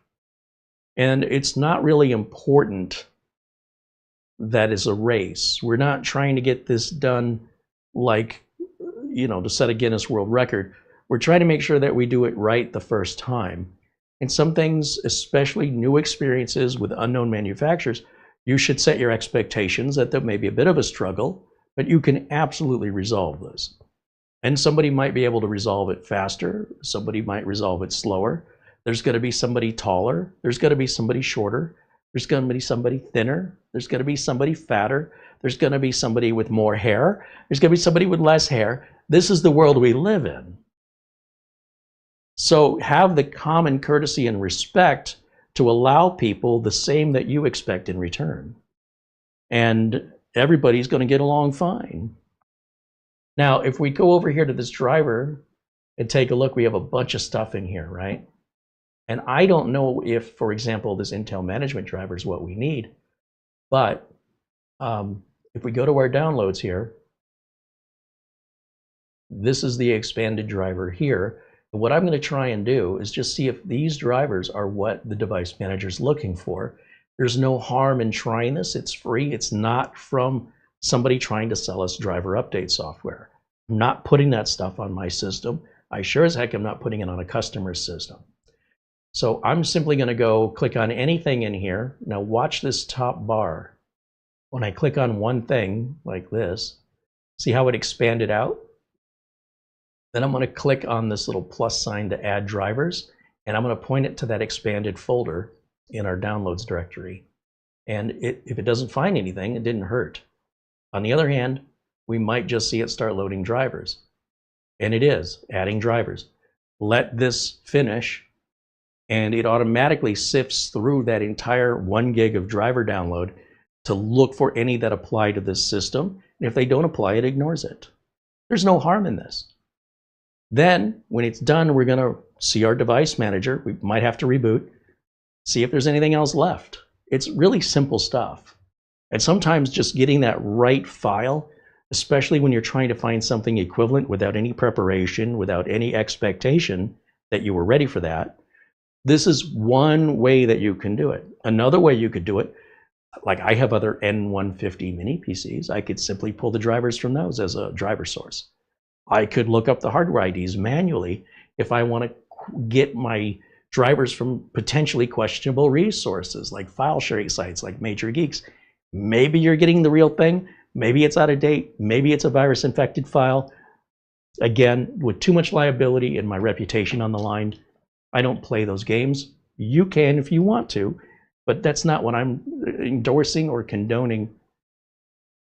I'm not going to say that is the proper recommended way in a professional sense. It may be a proper and recommended way from your perspective, and you're entitled to that perspective. Never said you weren't. And please respect the same back in return. Give what you want to receive and expect accordingly. Now, looking back, looking at these drivers, I'm seeing a ton of stuff loading. There absolutely will be no negative consequences. We're not going to reboot and get a blue screen due to a bad driver because we're not forcing the wrong drivers on. The system is automatically looking for the proper drivers. The system is making that decision for us. So these drivers have to qualify. If they don't qualify, they no installee. And this is why a lot of blue screens used to occur back in the day, is the drivers weren't qualified.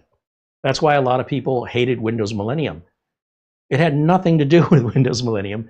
It had to do with the third-party driver manufacturers. But if you ask the average person that, they say Windows Millennium sucked. But it wasn't Windows Millennium that was the problem. It was the drivers. And that's not Microsoft's fault in the sense that these days Microsoft has a driver verification system where they didn't have that before. And you could say, well, that's Microsoft's fault. But if the manufacturers did what they were supposed to do, then Microsoft wouldn't have needed the driver verification system. And on top of that, Microsoft was the one that took all the punishment for it instead of properly putting the blame where it belonged. So they say, okay, well, look, the public is simple people. Let's just come out with another operating system, and this time we won't allow the third parties to stab us in the back like that. And the public will just say, hey, look, this is a whole new thing. We'll call it Windows 7. And listen, it really was a lot more new than, say, Millennium was to 98, for example, or 98 second edition. But it was also the excuse to implement the new driver signing policies because of what they learned as a result. They're just trying to stay alive and stop getting thrown under the bus. Now you could say, well, if Microsoft did that to begin with, but how did Microsoft know they needed to? How did Microsoft know that the software developers were going to ignore the rules? And how would Microsoft know that they were going to get the blame for that? Well, they figured it out, didn't they? And they responded accordingly. And that's why today, by using the drivers that I'm showing you on a modern operating system and letting the device manager look through those drivers for what it needs and what it wants, the chances of there being any problem are much, much more reduced than they used to be back in the day when it was like a wild west of drivers. So we've really improved a lot, we being the technical community, Microsoft, the driver developers, the software developers, and they're not taking the shortcuts because they can't get away with them anymore. There's always still going to be shortcuts. They're always still going to have consequences in the future. But that amount of frequency that it's happening is reduced significantly.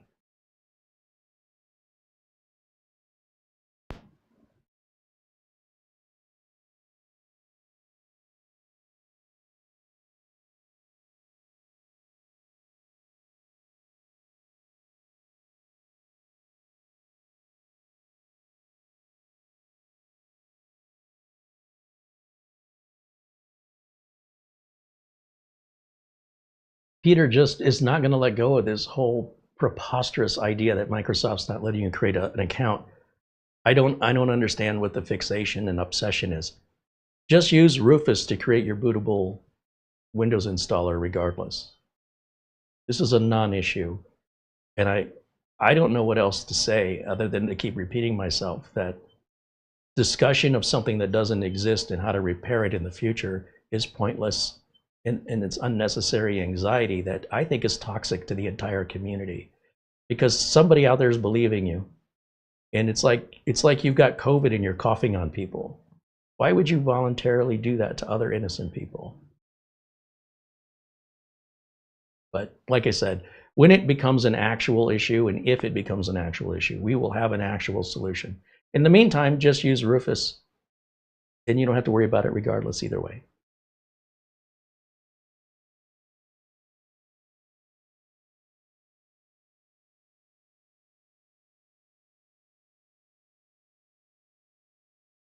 Gary says I'm the fat one. When I said there's somebody thinner than you, someone fatter, Gary says he's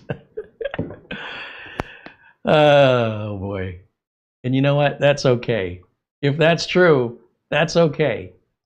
Because you're you and I'm me.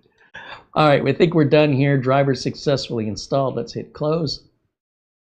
Oh, look at this. We have one unknown device remaining. So what I want to do is restart just to make sure we don't have any issues here. So we're going to restart this and make sure it boots up okay, because you never know. Till we test it, we can speculate and we can forecast, but it's only the reality that I'm concerned about. Now, that last device, I'm trying to think what that could be.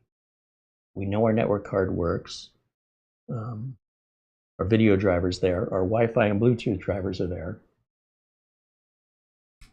When you're down to just one device and all you're looking for is one hardware ID, then it makes more sense, to look for a hardware ID. On the other hand, you could also think, what else does an N150 typically have that I have forgotten about?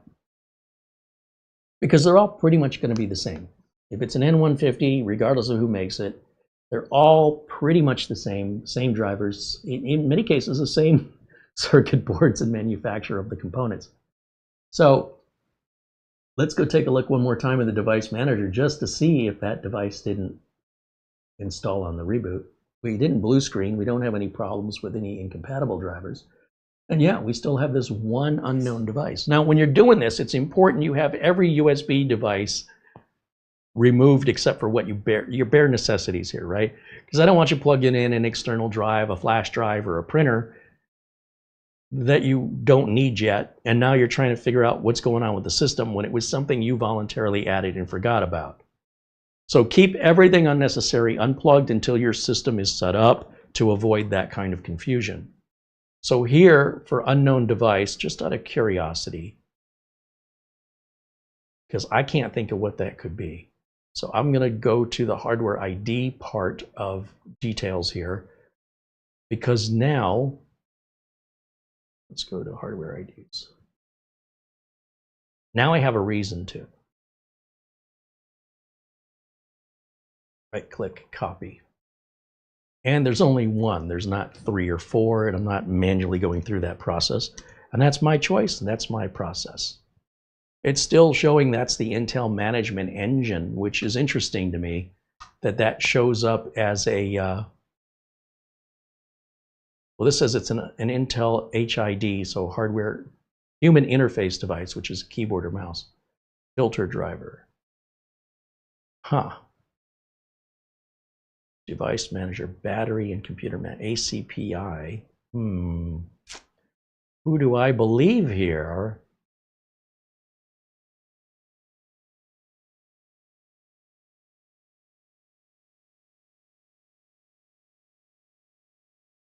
Oh, the serial I/O driver. Interesting. Interesting. Okay. So Intel serial I/O. We often see this on regular motherboards that we're building, systems we're building. And I always tell you guys, we got to grab that Intel serial I/O. I guess it makes sense. A mini PC would need that too, but I just didn't put that together until now. So let me go back to our search results and try and find the Intel download for that. Serial driver download. Now this says it's for Windows 10. I really want it for Windows 11. Let's go back.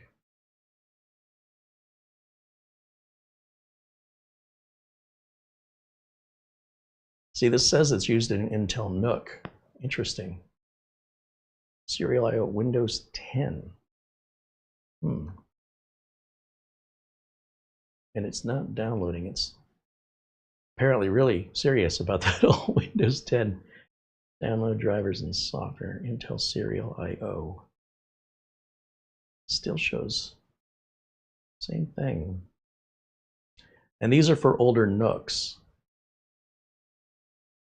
Yeah, I'm not sure what's going on with that.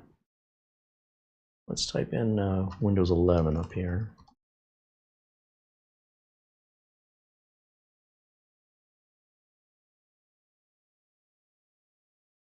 So you can see Lenovo and Dell. See, they're all using the same thing here, right? By the same token, I should be able to just go to, I don't know, let's do ASRock Z690 drivers. Maybe we can just do that. Let's go to, there's the Steel Legend. Go to support. Go to download. Somewhere in here is the Intel serial I/O. That's the management engine.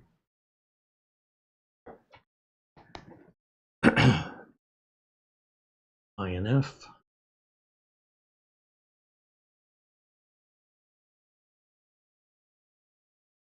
RST. I don't see it here. Let's do it this way. Let's try ASUS Z690 driver. See if I have any better luck. I'm just guessing. Drivers and tools. Chipset. Show all. Serial I/O. That's the one I want. Open that. It's a small download. Extract it.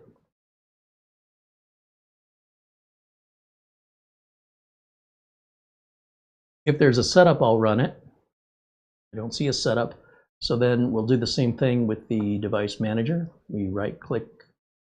Sorry, we'll double click on that. I guess I was already. Update the driver. We're going to browse the computer for that driver folder that I just expanded right there. And let it see if the driver's in there. It'll tell us. So it says Windows could not find the driver. So that's not the one we need. Again, if I have, and I'm trying to show you so many different ways of accomplishing the same thing. And I'm choosing to go on a certain path that there's no telling until I go if I'm taking the long way or not. I'm not intentionally taking the long way. But the benefit of taking the long way is I'm showing you multiple options, because the idea here is to teach and to show by example in real life that if you follow what I do and it doesn't work the way I show it, then what's your next step? I don't want to ritualize this. I want you to understand the logic behind it. And I still don't want to source my driver from an unknown website or forum where somebody says, or click the link. If the link's going to a reputable site like ASRock, ASUS, Intel, etc., that's fine. But if it's Major Geeks or it's some software distribution site, not good enough. So then I just want to change my approach. Whether or not that works, I'm not interested, because I don't like the potential consequences of viruses or other side effects. So one of the things we can do if we want to cheat, if you will, is literally grab another N150 computer. Now that may not be available to you. So by choosing another N150 computer online and downloading the driver set from that reputable manufacturer is usually, in my experience, all you need to do. But on a rare occasion, something like this might occur, and you say, okay, how do I get the driver in a reputable way? And it does mean that, we could try installing the Intel management engine. That may be the driver, not the serial I/O. Go right back to ASUS and try it. There's no harm in it, because it's just looking from the device manager for qualified drivers. If the qualified drivers aren't there, so what? It didn't hurt anything by trying. But if you're grabbing the drivers from a questionable site, it could in fact impact your system in a negative way, from spyware and viruses to simply being outdated and causing stability issues with the computer that you will have voluntarily done to a brand new machine. Brand new, you just made it unreliable because you took a shortcut in my opinion, you should not have taken. But you can if you want to. So what I would do, in a creative way to work around this, is, we were looking up that GMK G3 Pro, was that what it was called? G3 Plus? And if we take any of these other mini PCs we have here that are N100 or N150 based. So here's the GMK Tech right here. I can pull the drivers right off of this, and I can do that several ways. I can either fire this up and extract the drivers with a PowerShell command and copy that onto a flash drive. It's one way.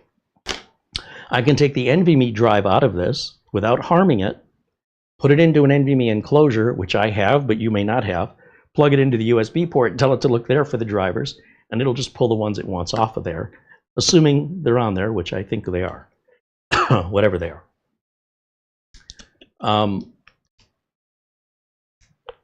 I could go to GMK Tech's website, download that big 1 gig download, which has Windows and drivers built in, and extract it from that big file. All of these would be reputable, reliable sources to find that driver. Plus, there's more I'm not mentioning. In fact, I bet you Doug Betts or Scott Merrill, ask your computer guy, would probably already have this resolved and may even have some other ways and other sources that they use. None of which would be using third-party driver software, I presume, or would require going to some questionable site and just trusting it. William Mobley says the GMK Tech Nookbox G3 Plus has a link for drivers. Let's take a quick look, because this, you know, I'm not sure if I would have just done that to begin with, it would have been faster. But now, now it seems like that's the faster of what we have remaining to work with. But let me take a look. GMK Tech G3. PhotoMix Media, won't Windows Defender catch any malware driver? No, Windows Defender is not a malware detector. It's an antivirus. Antivirus and malware are two different things. They're also not 100%. Basically, malware is being written while we're talking. It's being released to the internet while we're talking.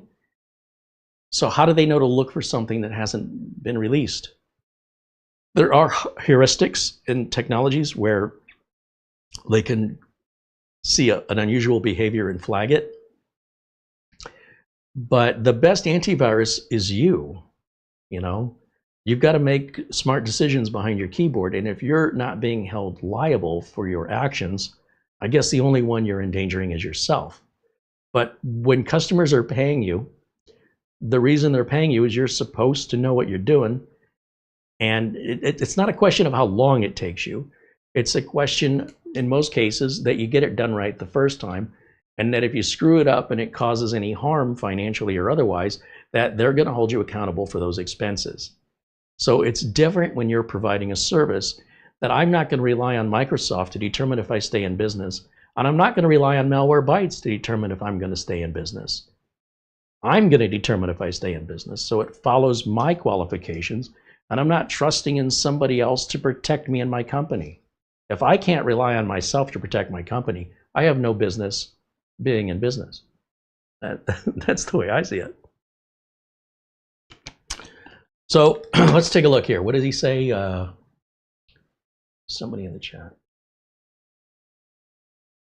Can you run the Intel driver tool? There's certain items the driver tool doesn't see. So when we did run the Intel tool, it says we're all up to date. So we tried that already. The Intel driver tool is great for Wi-Fi, Bluetooth, and video drivers. Other than that, it's not so good. But it's free and it doesn't hurt anything.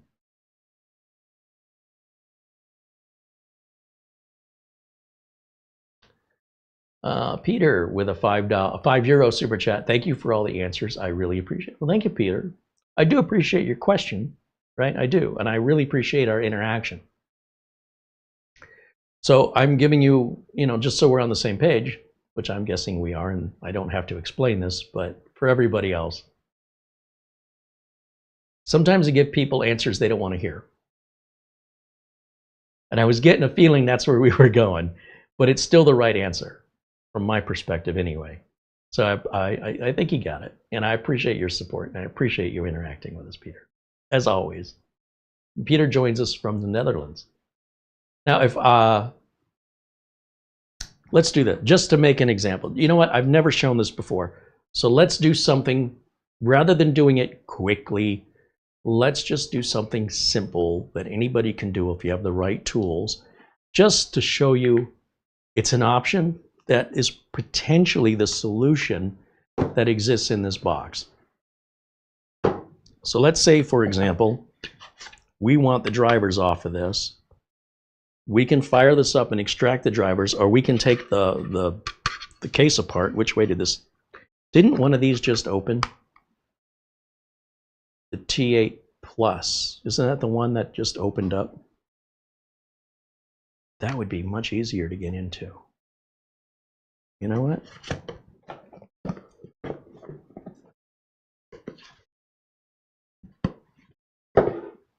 I don't know if this goes in any particular direction. Does it go in like that? I don't know. Let's put that back. Let me grab the T8 Plus, because I think this one, we just pulled it apart. It didn't require any screws. And this does not have an NVMe drive in it. This has a M.2 SATA that's only a 2242. So I think if this, no, this isn't the one either, is it? Which one was it? No, that one has screws. Maybe it was the GMK Tech that just pulls apart. Maybe I had it right the first time.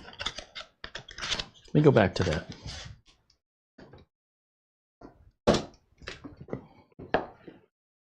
I was going to say, by using the smaller SATA-based one with an NVMe enclosure or SATA enclosure through USB, it would accomplish the same thing, and it would give me an excuse to show you how it's different, but it's also very much the same. But you do need to make sure you have an enclosure that can read M2 SATA. But didn't I just pull this up? Yeah, this is the one. Easy to get into. There's our drive. I don't even have to turn this on. Just pull the one little screw out of here, like so. That screwdriver is too big.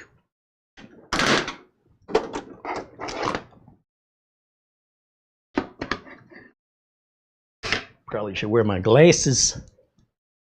We'll grab a screwdriver here. Now, even if we want to download a driver, this still may be a more efficient way to get to our driver, or it just might be more fun. You might say, you know, there may be a faster way to do this, but I want to do it this way because I want to. And I want to use it as an example, as a teaching opportunity. So let me step away here for a second and let me grab my NVMe enclosure.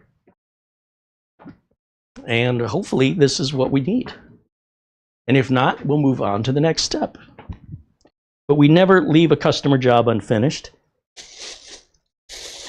And whatever, you know, any amount of time it takes us is our education. As technicians, we want to keep sharpening our skills. I do. And if you're not learning anything new, you're not growing. So I don't see any embarrassment at all that these other techniques have not been, well, they were partially successful. We got rid of 2 of the unknown drivers following my standard practice. But in this instance, an unexpected event and result has occurred. And this is a great opportunity for me to learn as I am teaching you. You see how that all comes around? It's beautiful. I love it. So we're going to take our Silverstone, what is this, TS16 or something like that. And I just put it in here like so. Close that up. No tools are needed. It just stays open like this. I've shown this before in other videos. And I'm simply going to plug it into any USB port here. Doesn't matter which one. And after we plug that in, you see there's a red light. I'm going to hit that button. That's going to turn blue, and that activates it here on the USB port. So we're going to switch over now to, move that. I don't want to lose that little screw. Let's move over to this desktop again. And this time, right click, full screen over here. Okay, check this out. This should be amazing or very disappointing. So right now, what's interesting is I don't see a D drive. So before I go any further, I just want to double check that I've got my cable plugged in all the way. So I'm going to unplug the USB cable, plug it back in again, and then hit the button on the enclosure, and it should register as drive D. Because this already has Windows on it, we should see it no differently than any other external drive. And it's not coming up here. So the next thing I want to do is just verify I've got the the NVMe drive plugged in all the way, that it's seated well, that I have not made the mistake of being too nice to it. And then I want to try a different USB port. Since my keyboard is near that other USB port, let's go to the back and let's see if we have any better luck back here on the back of the mini PC and see if it shows up.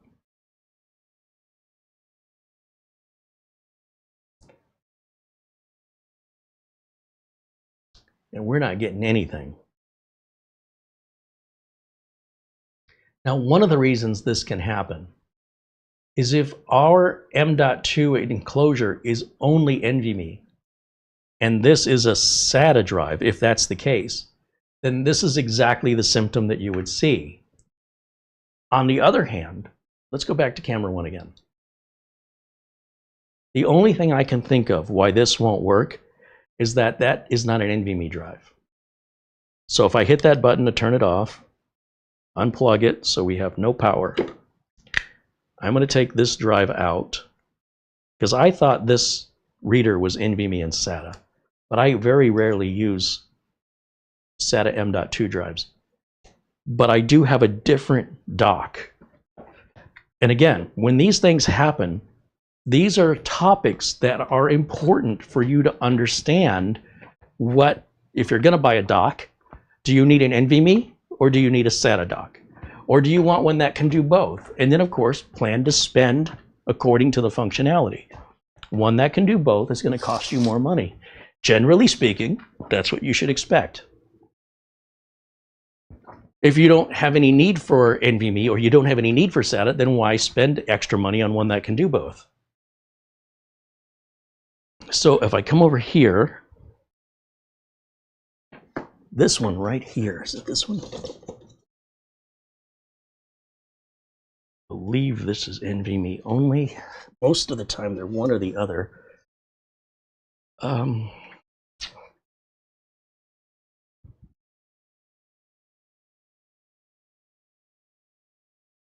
me see.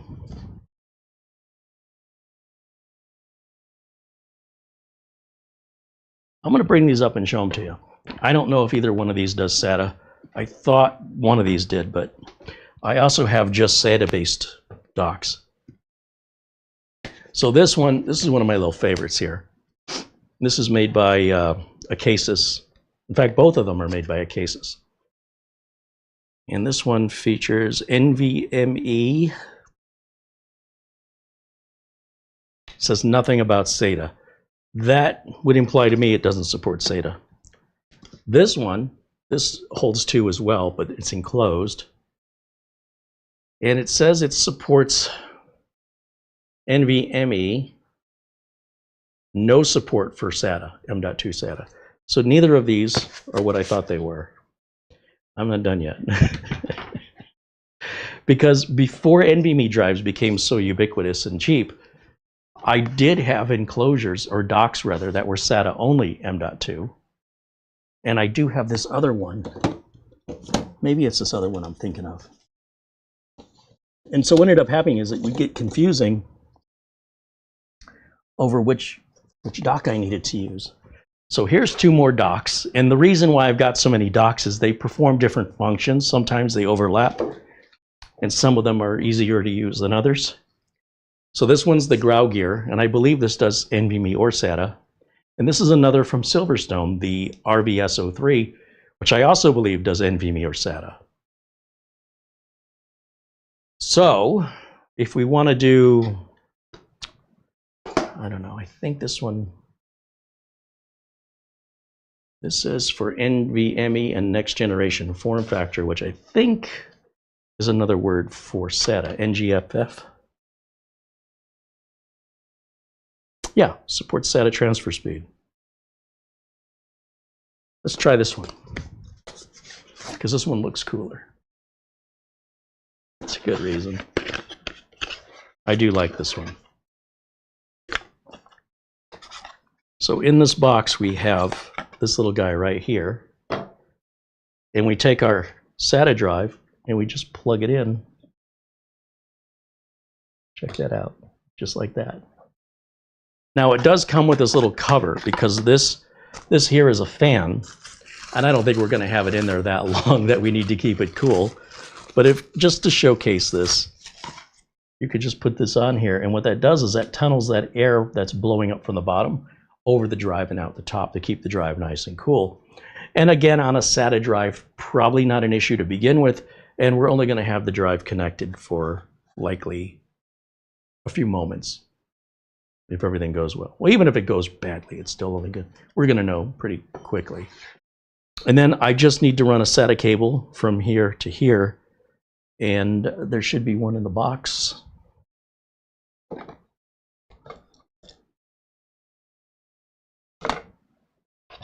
Probably helps if I'm in the right box.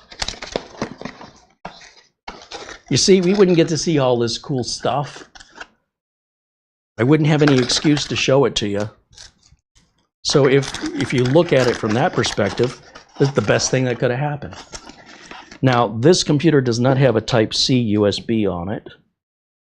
So we got to go Type-C from this to Type-A here. And don't mind me as I'm making a huge mess. That's just par for the course of this work. So I'm going to plug this in here, right? And we still have a power button to turn this on and off. But wait until we plug it in first. So I'm going to plug it in right here, just like this. And again, I want to be very clear. There's a lot of other ways we could have already gotten this done. This is just the path I'm choosing to use. Why? Because I want to. This is the beauty of running my own business. Turn that on. You'll see it just lit up in blue. And now we're going to go over to this desktop and we're going to choose. Let's see if we get camera. I'm sorry, camera. I have to choose camera 2 as my input. And let's see if that device driver loads.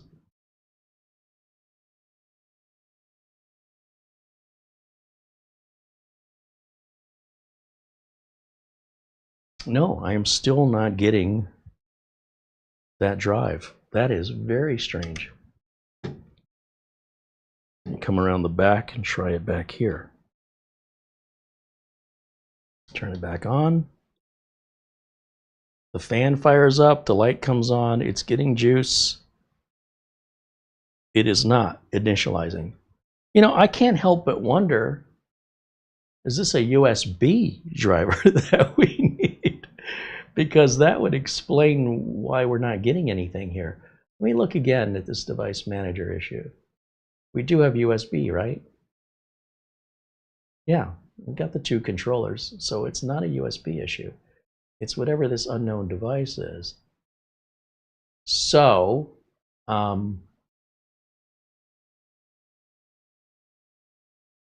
we can get really creative and have a lot of fun with this problem solving, because my brain right now is exploding with all these ideas, like we could put this back in here and hook this up on the network and then just grab it over the network. Or we could try the Intel Windows, the management engine software. Maybe that's what it is. Or we could try and download that GMK Tech driver. Or, so the idea is that hopefully you're having fun with it and you're enjoying the process, because if you're really struggling and you're getting upset, just walk away from it for a few minutes. Let it simmer. And sometimes the idea will come real clear to you. Let me jump back over here right quick and just see if that's made any difference by reseating. I just don't understand why I'm not seeing this.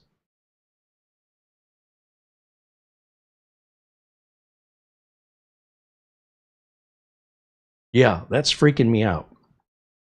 No idea why that's happening. So, when situations like this happen, it's just unforeseen.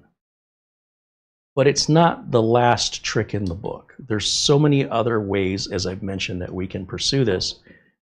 And the more challenging it becomes, the more rewarding your success will be. It feels good when you struggle to achieve something that wasn't easy. And likely any lessons you will learn in that process will stick with you. You won't soon forget them. And the next time, if there's a next time, you'll find a solution so much faster, and people will say, wow, that guy's so smart, or that gal's so smart, because they didn't see you struggle. None of us are born knowing all of this information. And with so many different manufacturers doing things mostly the same, but enough nuance that you still can continue to see new behaviors and new challenges in this industry. And that always keeps me coming back for more. At the end of the day, that's what I find the more challenging it is, the more rewarding it is. And the simpler it is, the more boring it becomes. And regardless of what anybody else thinks, it's what am I getting out of this? Now, granted, when you're doing it for a living, if I can do more work faster, I can make more money. And it's a different kind of reward. But the mental satisfaction of accomplishing a challenging task provides a fulfillment that simply, let's face it, as human beings, we thrive on fulfillment. There's no better release of dopamine and satisfaction than a job well done. And the harder that challenge was, the bigger the reward feels.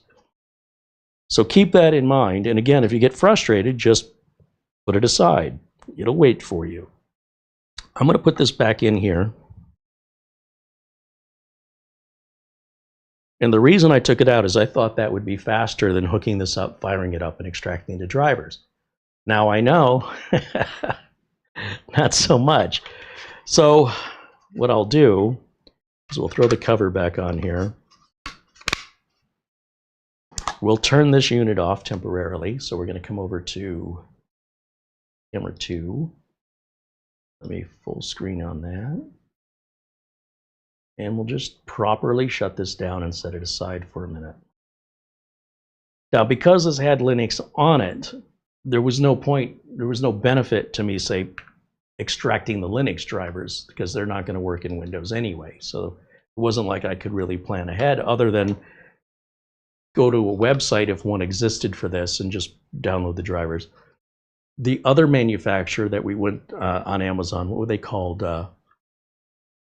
I Do PC. Maybe they have a website. We can download the drivers from them. It's exactly the same computer. But in the meantime, I'm just going to set this aside just temporarily. We don't want to switch power adapters. So I want to make sure that I use the same power adapter for the GMK Tech that's for the GMK Tech, and the adapter that came with, even though it's possible they might work, I don't want to risk it. Remember, when I'm working on customers' equipment, if I screw it up, I have to buy that customer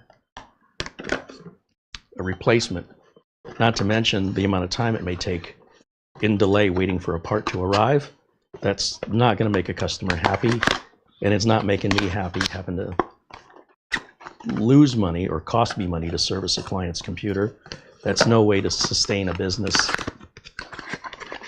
So these adapters, they look alike. They may actually be very similar and identical, but I don't want to risk it.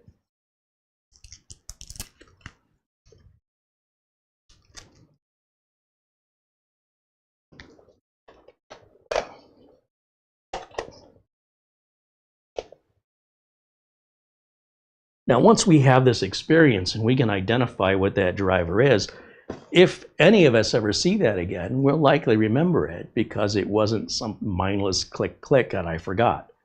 This is one of those things that you go, wow, that was a lot harder than I thought it would be.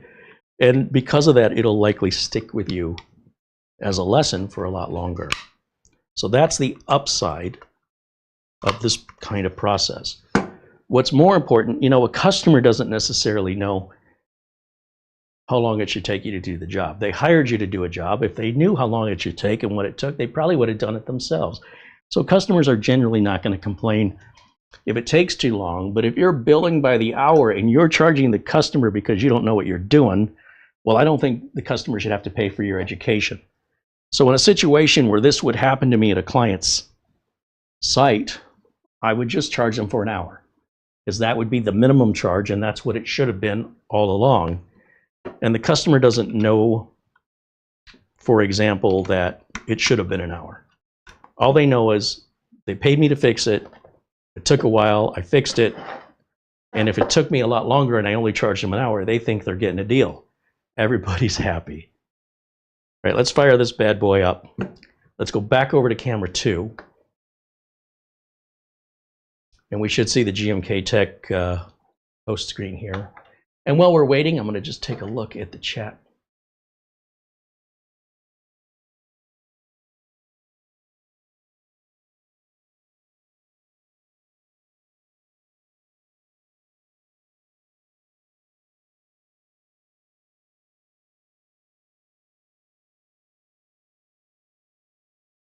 Peter with another €1 super chat. Right on. Thank you. Thank you to Peter as always. All right, now we're in Windows. And the steps, I have a video, a short video on how to back up your drivers using PowerShell command. And I can never remember what the command is. So what I do is I just copy it to a text file and I put it on my utilities flash drive, because I never know when I'm going to need it. But I'm ready, because this is an issue that doesn't come up very often, but often enough to make it worthwhile to have it on the ready. When people are trying to ready for problems they've never had and likely never will, I don't see any point in preparing for it. But when you're in the business and you start seeing the same problem more than once, it's worth it to make sure that you keep that tool, because you're likely going to see the problem again. But I don't necessarily have any tools for problems that I've never experienced.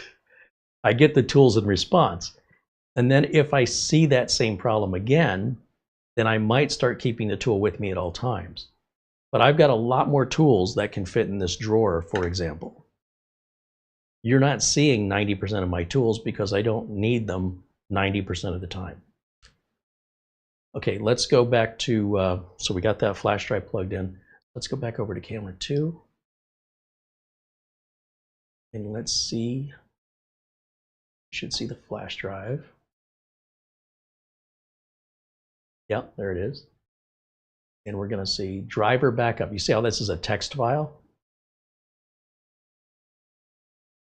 And a viewer gave us these steps here, which is really cool, to make the directory.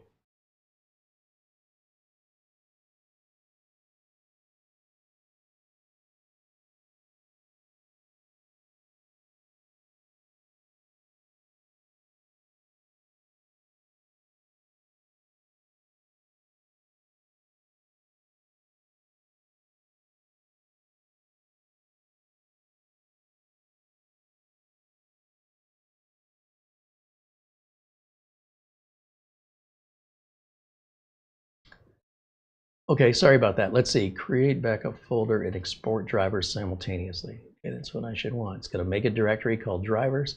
It's going to run. Is that one command or two? Oh, the ampersand acts as a command separator. Oh, okay. So this will be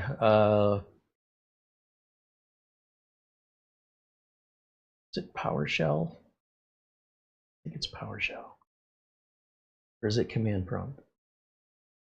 Let's try PowerShell, run as administrator, and then we'll click yes and Control V, enter. What's the problem? Ampersand is not allowed. So is it a command prompt? CMD as administrator. Yes. Well, that seems to be the problem. So it's a elevated command prompt. So I should make a note in here.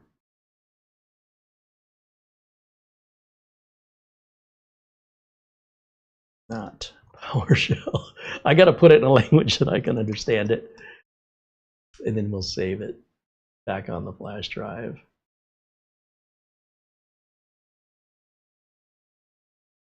What is this? Install.bat.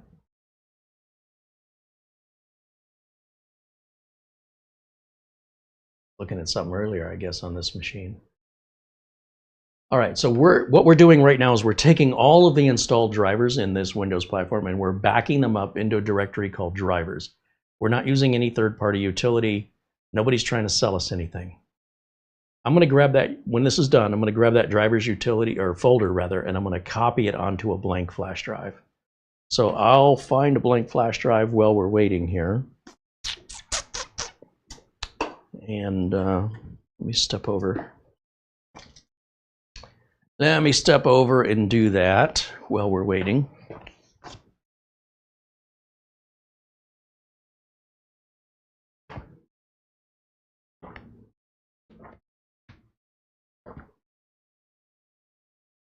Now, clearly I didn't expect this, right?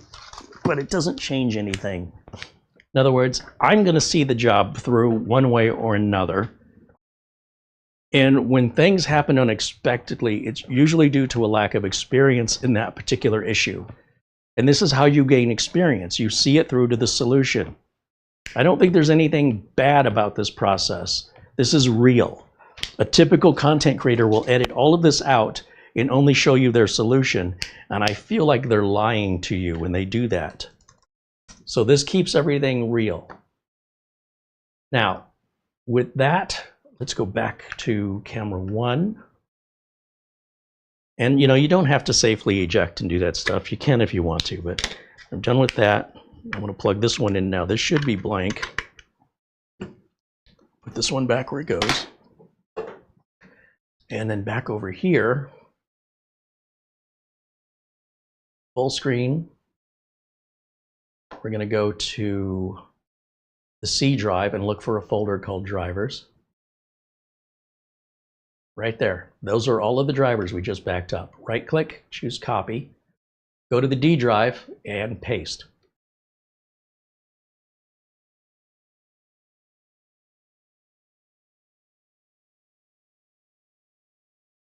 Now, what if you don't have a machine that has drivers on it? Well, again, there's still more. Look, everything is on the internet. When I see people backing up movies and music, all that stuff's on the internet. For the most part, with few exceptions, the internet is your library and you no longer need to have your own personal library. That's an old school mentality, and you'll spend thousands of dollars in drives or NAS and maintenance and figuring out, your filing systems, which made sense back before the days of high-speed internet. But now, the joke is if you want to back up something, release it to the internet, and the internet and the world around you will make copies of it. That's just the way it works. Now, maybe private stuff you don't want copies of, but it is a very simple way to back up, any information that you want, like drivers, put it on the internet, and I guarantee you people are going to copy it. They are your library. The internet is your library today. It's out there. I just didn't want to search any more than I did. I wanted to use this as an excuse to show you alternate ways. And I honestly believed that each of those alternate ways were potentially the solution. And so long as they don't solve our problem, I will continue until I find it.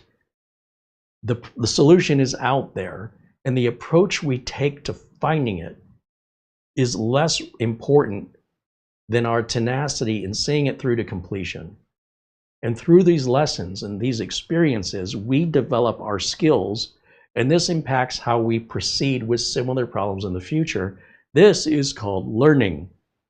And I'm so glad you're here to enjoy and join me in this experience so that we can identify what this truly is instead of downplay it as, well, this guy doesn't know what he's doing. No, I don't know everything. And I would be very suspicious of anybody who said they did. Because the question is, if you know everything, how did you get to learn it? You just did this off camera? You didn't have the guts to actually show people? Or you just born with it? It was bequeathed to you upon birth through osmosis? Let's be real. So I just want to put that little self-defense up there because, you know, there's so many intolerant perfectionists that never make mistakes.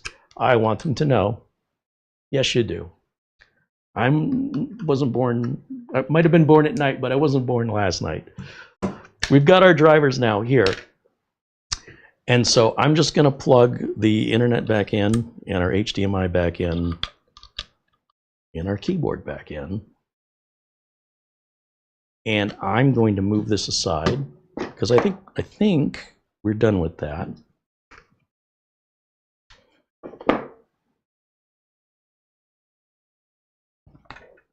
I swear, I get these cables so tangled up. I'm telling you, it's a skill. I just got to figure out how I can get paid for that skill, and I'd be a rich man. All right, we're plugging in here. I'm going to turn this back on. I don't want to confuse these adapters, so I want to make sure I keep this with the GMK tech.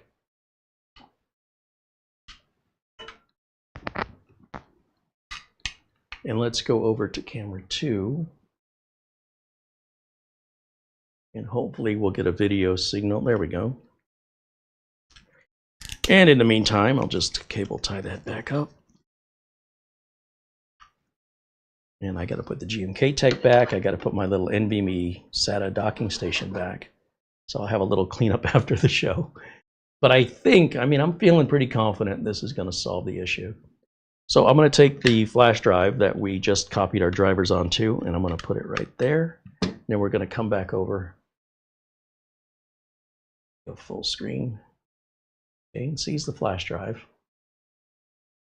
Now I can copy that drivers folder over locally, or I can just simply use that as our source. So if I right click on the start button, go back to the device manager, double click on unknown device, just click on update driver, browse, and then select our D drive. So we're going to go to D, drivers. Let's see if this finds it. Maybe? Or was all that for nothing? Oh, it found an Intel HID event filter. Now that I know that, a quick Google search for Intel HID event filter, which we saw in an earlier search about an hour ago, would have led us to this solution much sooner. Now I know. So if I run into this again on an N150, I know it's the HID driver in the same way that I know the serial IO driver is a very commonly needed driver you're not going to get from Windows Update that you grab from the motherboard manufacturer. That's why I went that direction, thinking maybe they're identical in that way. Now I know they're not. Okay, great. And you got to join me on that learning experience and that adventure to identify the issue, the potential solutions, what worked, and now we understand why we're not just ritualizing a process without understanding why we're doing it. Or the understanding is we're doing it because this fixes it. But why does it fix it? At the end of the day, it's not so important in this video that we're learning what that particular driver was. It's how we identified it and all the various means that we have. And we were even alerted to earlier in a search that I did not follow up with that could have led us to a solution sooner.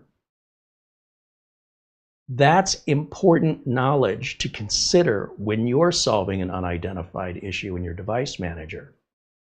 And I guarantee you, you can figure all this out on your own without relying on third-party driver software that may be giving you old, outdated drivers. It is constantly nagging you to pay for it. You don't have to pay for it. You can if you want to. I don't. I don't want to load my customer systems up with some third-party software that I'm not familiar with that could jeopardize the integrity of my business. So that's why I'm so stubborn in that, because I don't want to lose my business. You're still going to eat. I'm not. So we might have different perspective on just how important my business is. So that solved it. That's our drivers folder. All the N150 should use the same drivers. We ran into a number of issues here that you need to consider when you're looking for these very inexpensive computers, right? In this case, Soayan apparently has no web presence, so good luck with your drivers. Probably the other one that we looked at, the iDo PC, probably doesn't have one. I didn't look. But any N150 driver should be pretty easy to find. We definitely went about it the hard way. And again, searching the hardware ID and then pursuing that through a legitimate resource for that driver is another way to consider.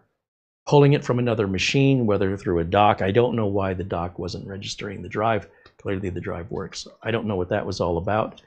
Unless this has encryption turned on, or the GMK tech, maybe, but I don't think so.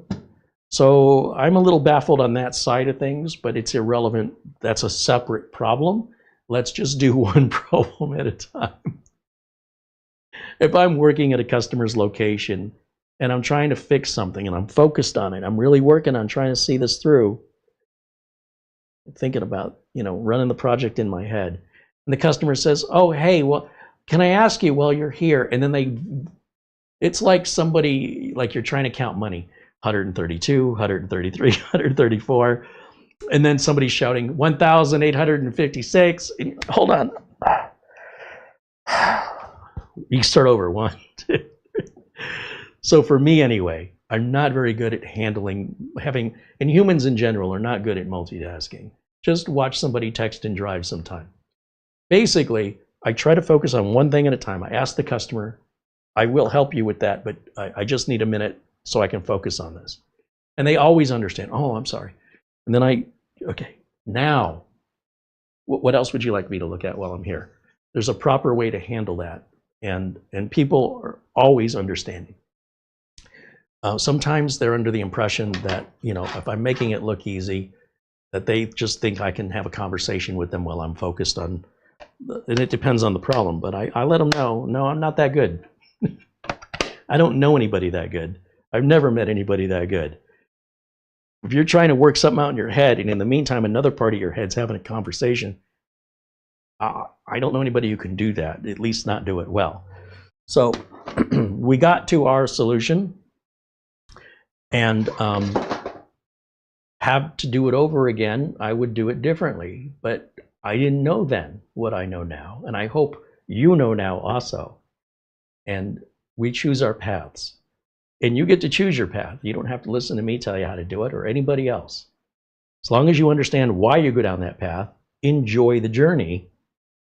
And overall, when it comes to this mini PC, if this were still available for $112, and you guys said, I'd like to buy one, but I'm kind of freaked out about the whole driver situation, I would simply take the drivers folder off of the flash drive and offer to upload it onto Google Drive and give you guys the link, and you can just download it from me.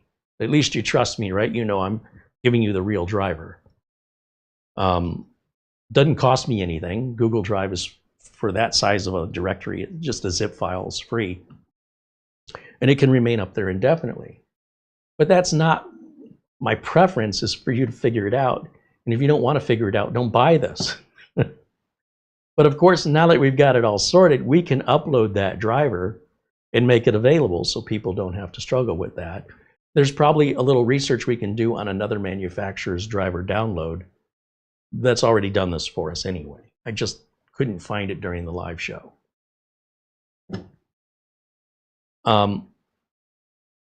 This is no different than any other N150 with 8 gigs of RAM and 256 gig storage, except it was about $10 or $20 cheaper. That's it. And I did my own install of Windows 11, which is free. If I want to activate Windows 11, it's $15 from our friends at SCD Keys. Or I don't have to activate it. In fact, we'll just verify. I don't believe this is activated unless it's got it wouldn't make sense for it to have a key in it, but let's just verify. I just don't like assuming things, but let's right click on System, and then we'll type in activation, and it should come up with a suggestion. Yeah, see if Windows is activated. No, so there's no key in here. And we never have to put one in. After a couple days, we'll get a watermark that Windows isn't activated, and we won't be able to make some personalization changes.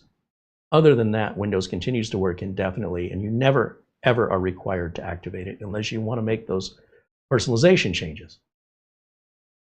And again, if we look in the device manager now, we should see everything is happy in there. And it is. There you go. Now, the NVMe drive that it has, sorry, I don't know if it's NVMe or SATA. So real quickly, let's put the other flash drive, my utilities flash drive, back in.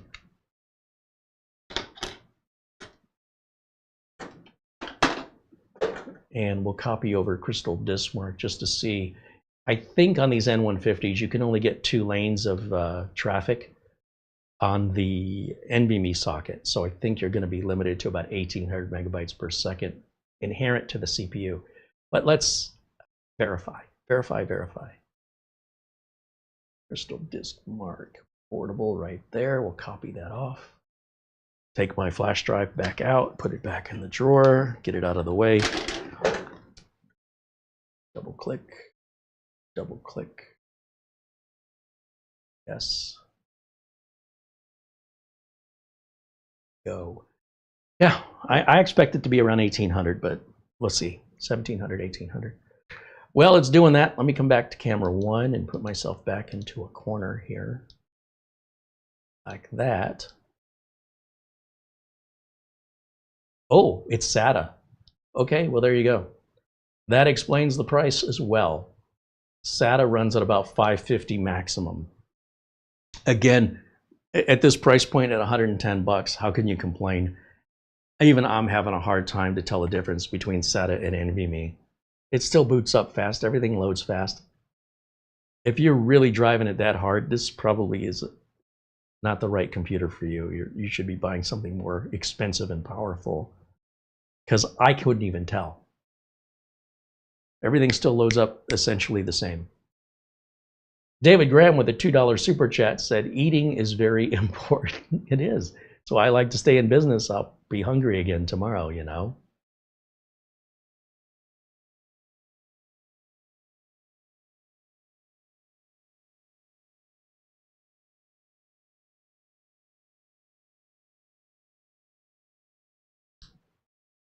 Craig wants me to go back into Windows Update and see if there's optional updates. You know, I didn't even check, did I? Let's let a Crystal Disk Mark finish. I don't want to interrupt its performance measure. And then, yeah, remind me if necessary. We'll go back to Windows Update and look for any optionals. Wouldn't that be a kicker if it was there the whole time? I don't think it's there, but yeah.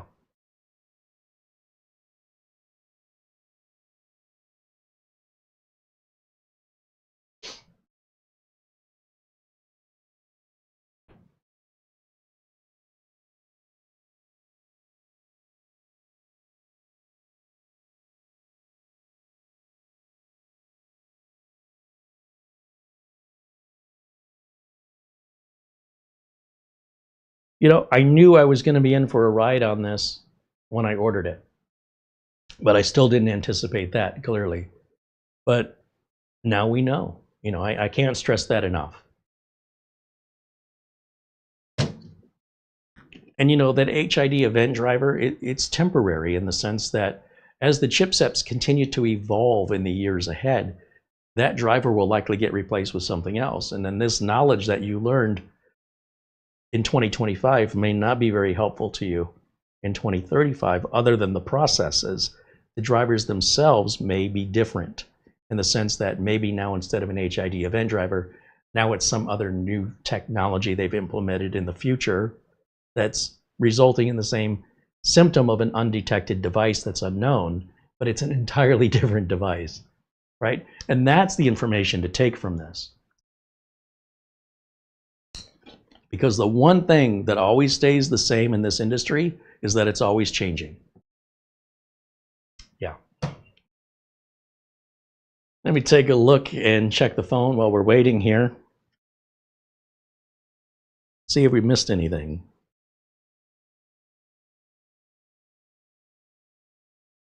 Frankie B with a $200 PayPal contribution. Right on. Frankie, thank you so much.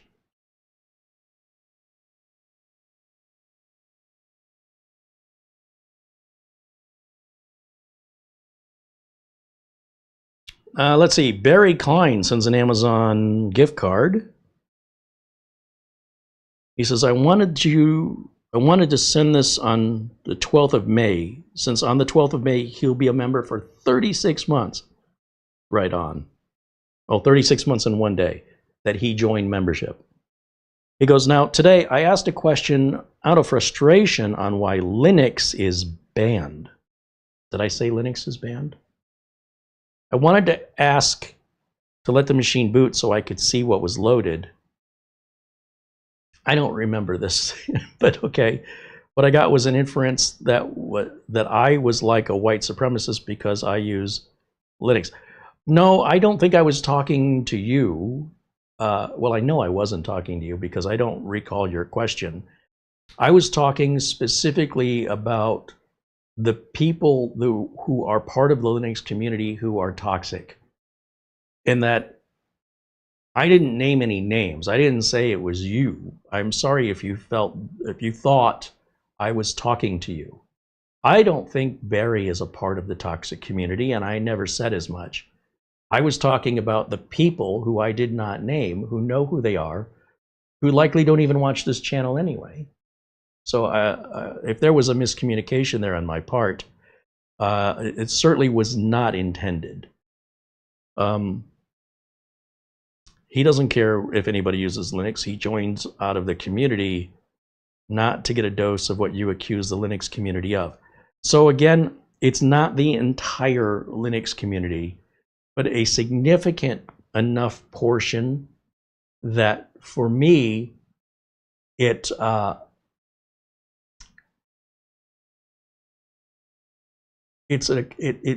that community exists as large as it is, I don't want anything to do with the entire thing.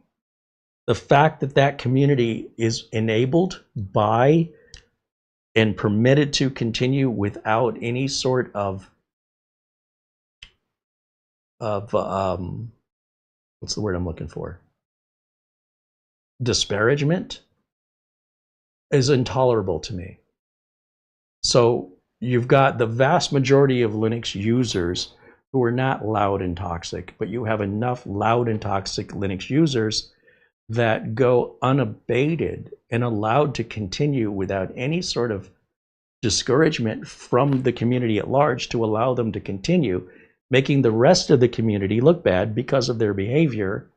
And apparently the Linux community is okay with it. That's fine. It's not for me to decide, but because of that, I don't want any part of it. And it has nothing, and I want to be very clear, that I am not naming specific people here. And a simple search online will show you this behavior. Just because you're not doing it doesn't mean other people aren't.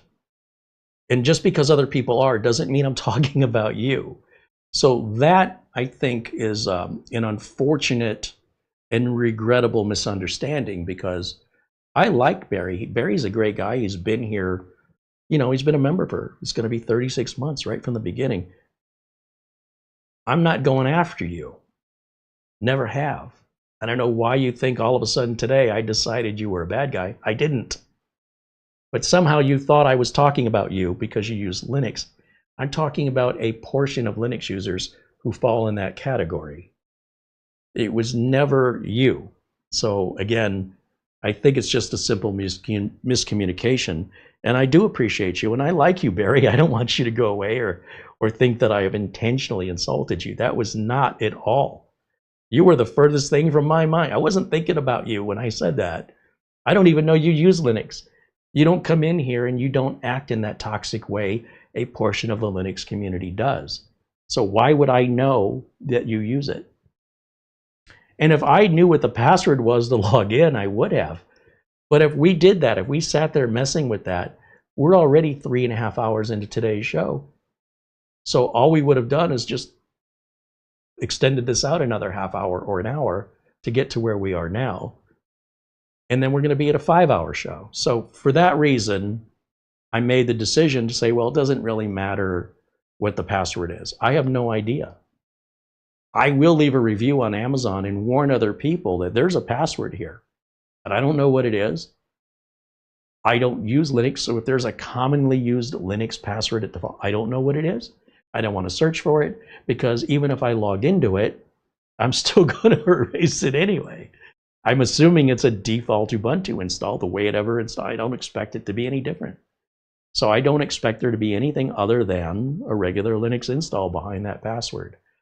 So again, that's why it wasn't important for me to check. And again, sincere apologies if I've made it appear that I was talking about you specifically. I am right now, but I wasn't then. And look, you're a very generous contributor. And even if you never contributed a penny, I still like you and I still want you a part of the community. I'm not apologizing because there's money in it. I'm apologizing that something I was speaking to a worldwide audience for, you thought I was speaking to you about. And I don't know how that happened. So anyway, hopefully we haven't caused any damage in that relationship. I hope we can agree that there was a misunderstanding there that was never intended for you. Never. I don't even know that I saw your question or that I was responding to your question specifically, but that was 3 hours ago and I can't remember. I'd have to play it back. But I'm pretty sure I didn't say, Barry, you're part of this community. I didn't say that. I know I didn't. I just said that there is a part of the Linux community. I didn't say that you were that part of it. And I did say it wasn't the whole Linux community, but enough of it that it's something I don't want to be a part of because of it. Because it exists, it has always existed, and it likely always will. That takes it off the table for me.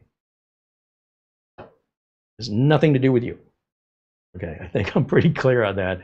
There's our Crystal Dismar, and thank you, Barry. We do appreciate you. I appreciate you. Hopefully he's still in the chat room because I don't see any response from anybody right now. Oh, just didn't refresh.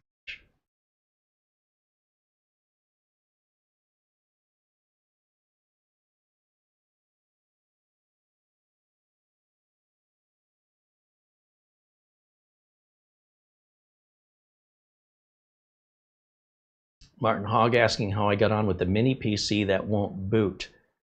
A couple days ago, we had a mini PC in that had an issue right out of the gate, and I set it aside and then forgot about it. And so we revisited that and killed it with a BIOS update that was never intended for it.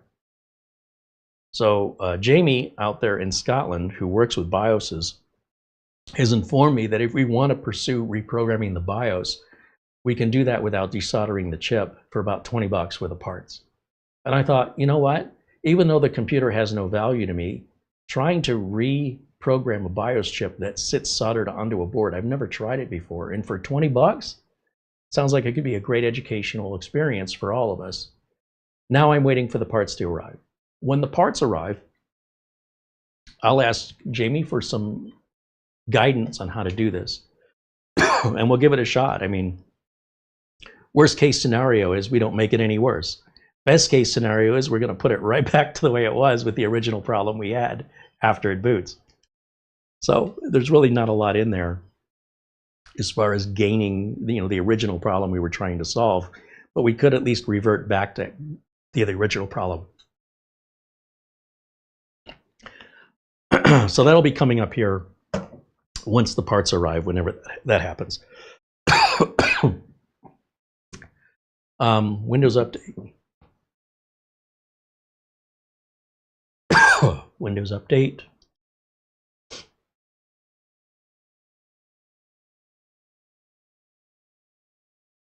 File. Save image. Crystal Disk mark. JPEG desktop.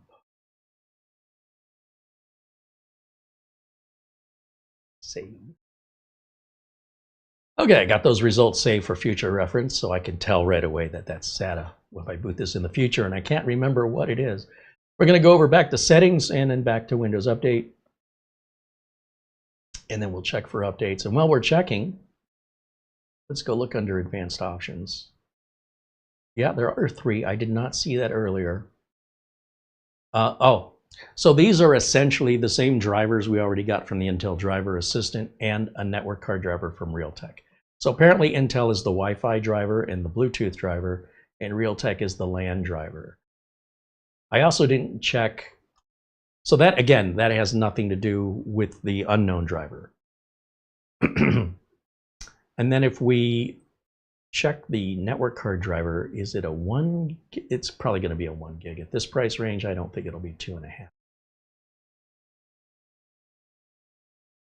Yeah, it's just a common Realtek 1 gig PCIe LAN adapter. So that's fine. And Intel is the Wi-Fi and Bluetooth. Fair enough. And we'll let that run. And in the meantime, I think that's going to wrap it up. It's about 4:30 here, Phoenix time. So 3.5-hour Friday show. Not uncommon, but a long show. And I'm assuming that Barry hasn't stuck in with us the whole 3.5 hours. Not many people do, but they often will come back later. And hopefully we'll be on the same page there moving forward. But of course, you can always reach out privately anytime, as can any of you. Our email address, if you want to reach out, is right here on the screen. And that's a great way to address us privately versus publicly. And we do our best to respond to everybody's requests or emails, with priority going to members first, depending on how much time we have. We always prioritize getting our members' responses to their email inquiries. And for everybody else, we always try to get back to everybody within 24 hours. So that's how you can reach us, right there. Oh, and we have some framework updates going on over there.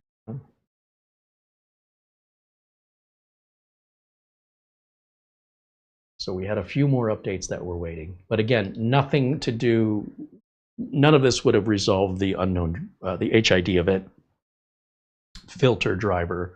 I've never seen that before. Normally, I'm grabbing drivers from a reputable manufacturer like Minisforum, and they're all part of the driver kit. But when you don't have a driver kit to start with, and it's an unfamiliar brand, and it just says it's an unknown driver, then, you know, game on. Okay. People ask me if I play video games. Well, this is one of my favorite video games right here, is figuring this stuff out. I hope you enjoyed it as much as I did, because, well, I was a little frustrated. That's what learning looks like. When we can figure out how to do it through osmosis, I guess sign me up, but without the experience, I don't know. I'm not sure it would be the same just having the knowledge without anything behind it. Scars, battle scars, and stories to tell. So we all learned from that together today, and I think that, man, if I could watch more YouTube videos where you could watch the progress rather than an edited video where the editor decides you don't need to see that. I mean, that's the only reason editing exists. Then you got to wonder what got cut. By doing this live, you saw everything in real time, and you saw the progress or the regress, depending on, you know, not every time you roll the dice is always going to come up right. Otherwise, I'd be in Vegas. So that is the process. It can be ugly sometimes, and it can take longer than expected, and it can provide challenges, and we walk away smarter than we started. What's wrong with that? Patrick Manny said, always learn something new on Carey streams. And so do I, right? That's the whole idea, is we're sharing the experience. John Struther said the default username is Ubuntu and the password is Ubuntu. Yeah, it doesn't matter now. We wiped it out. I don't. That's interesting, but But here's what you have to understand. I will never remember that. I can tell you right now, with all the things I got going on, I will remember things that are repetitive or were struggles. And once I achieve the accomplishment of that struggle, that lesson stays because it was so hard to earn. But if you're just handing me the answer for something I've never seen before and I likely will never see again, I can almost promise you I will not remember that. Regardless, I still believe this was a standard Ubuntu install. So I don't think it was really that important, in my opinion, to explore it any further than just looking at a boot. And we had other work to do. So it wasn't like, you know, we could have spent 3 hours playing with Ubuntu and then just not got any of this progress done. Those are just decisions I'm making based on what my goal is today.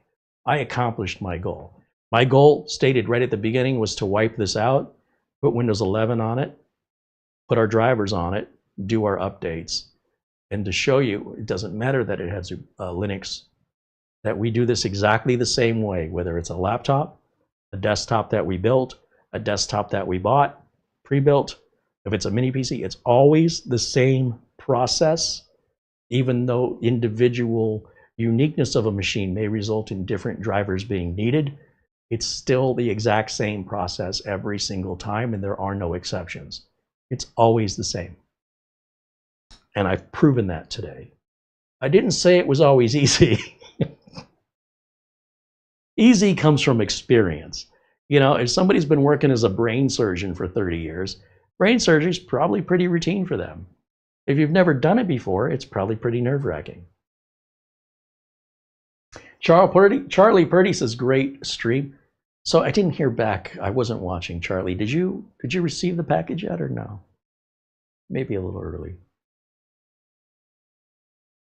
Martin Hogg said, thanks for responding to my question. I appreciate your interaction, Martin. Thank you for asking.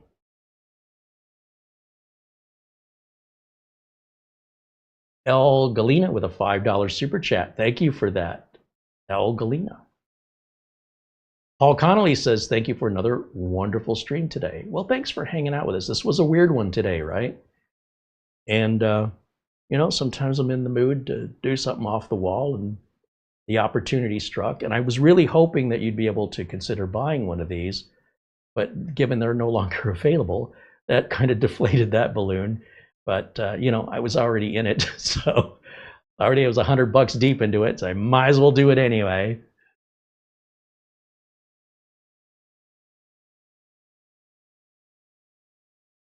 John Lewis joining us from Brazil says, thank you for the content. Again, John, thank you for hanging out. Thank you for being a member as well. John Williams says he needs help getting off the floor because I had him laughing. Well, I'm glad somebody was laughing.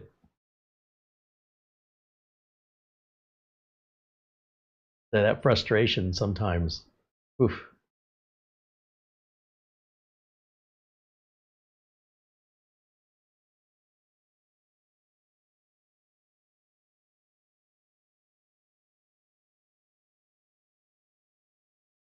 All right. I think we're good. Let me go back over to camera 2 just briefly. Looks like everything completed and it doesn't need a reboot. Should be happy. Now it's just an ordinary mini PC with Windows 11 on it like any other. And honestly, 3.5 hours from unboxing to finishing with updates, it's not too shabby. Normally, I wouldn't sit here waiting on things, you know what I mean? Like, in a workshop, I have multiple computers running simultaneously. One could be doing Windows updates, one will be doing a virus scan, you know what I mean? And then I can just bounce between them as need be. When we're live on camera, I have to sort of fill the time by talking about things, or I just sit here quietly staring at you.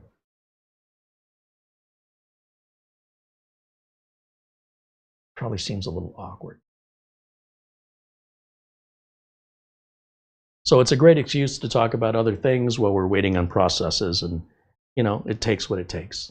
The cheaper computers will take a little bit longer, and the cheaper computers may not have support. So if you're going to buy from AliExpress or from a manufacturer you've never heard of, you should expect there to be challenges on the support side.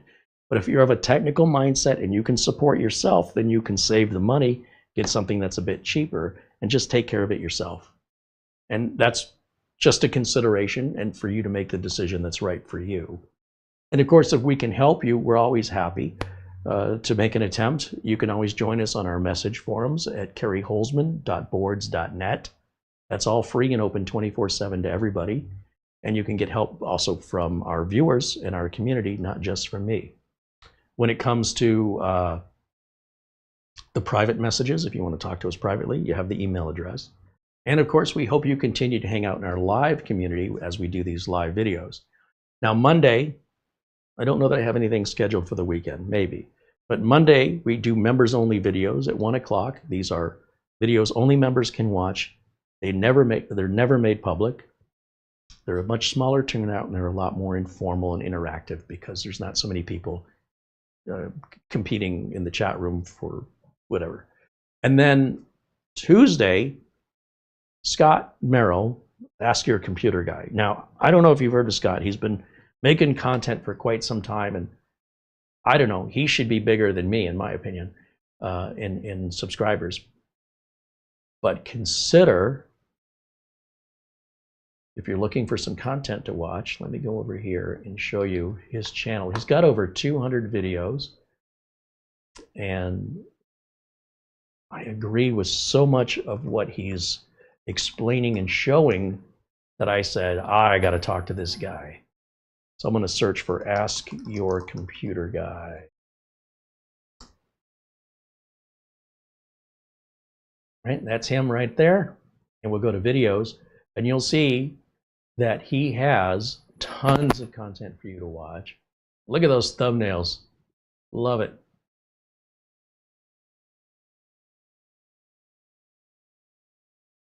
Lots of great content, lots of great information here.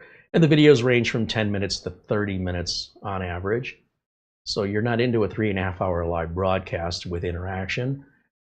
And what he's doing, I think, is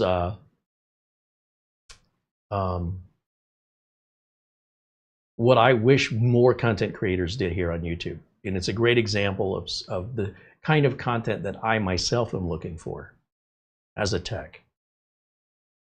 He's been in the industry professionally over 30 years. Well, he even says so right up here. And I'm looking forward to having him on the show. And right now scheduled will be May 1st, which I believe is Thursday. Our friend, another working computer technician, over 30 years of experience, Doug Betts, live Windows training. There's probably a quicker way for me to find this. Traeging, well, you know what? It knew what I meant. And that's our friend Doug. We'll go over to videos. More importantly, the live section is where you're going to find most of Doug's content. He's got a ton of content here, and it's very interactive like my content. And again, as a tech, if Doug were faced in this situation, he probably would have, knowing Doug, he probably would have done the research, the theory research, whereas I'm the kind of guy that just throw me in it and I'll figure it out. We have different approaches on a lot of things, but in no way is that a bad thing. It's a good thing to see that neither one of us have the right way. We just have the right way for us. And I'm intrigued at some of the different approaches other people have that I never even considered. But I do understand that there are people that will research something for an hour that they could just figure out in 2 minutes. But sometimes just figuring it out can take an hour when doing the research will take 10 minutes. That's what happened to me today. My technique doesn't always work to my advantage, but it works enough that it clearly keeps me in business and keeps me productive. But it doesn't always. Sometimes my way is the hard way. And sometimes, in my opinion, the way Doug might approach it might be what I consider the hard way. And he might feel exactly the opposite. I love that. I think it's fantastic. So I always look forward to having Doug on the show so we can trade notes in the industry and talk about what's going on and what we've been working on, and client challenges and billing challenges, getting paid challenges, all that kind of stuff with a fellow peer. And I believe that's going to be very similar with Scott. Scott and I, we never worked together or anything, but we share similar, much like Doug, similar challenges and similar obstacles, but often vary on how we approach, how we resolve them. And I love those discussions. And we invite you guys to join us on Tuesday when Scott, Ask Your Computer Guy, is here. On Thursday, May 1st, when Doug joins us. Please make your plans and join us in the chat room and interact with us. Bring your questions. We'd love it. It's all live, unscripted, and we're planning 2 hours in both cases. Start at 1, end at 3. And of course, that can go longer if we have a lot of interaction. But that's the goal, right? Just a 2 hour. Today's goal was 2 hours too.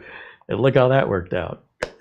That's going to wrap it up for me for today. I want to thank everybody for being members that are members here, everybody in the chat for hanging out with us today. And a special shout out again to contributions from Barry Klein and Charlie Purdy and Mark Gaines, as well as Frankie B. These folks are making it possible for me to make these purchases. I guarantee you this company doesn't know who we are. We can review independently how we want. We don't need anybody's approval. And hopefully you guys like that and you want some more. Because I love making this content, if you can't tell. But if I'm making it for nobody, well, time for me to reevaluate how I'm spending my time. So you guys make this worthwhile for me, and you make it possible to even do this kind of project. So I can't thank the supporters, the contributors enough, and I want to make sure I just double check I got everybody here. So yeah, Frankie B, Barry Klein, Charlie Purdy, Mark Gaines. I have to shout out Buster always.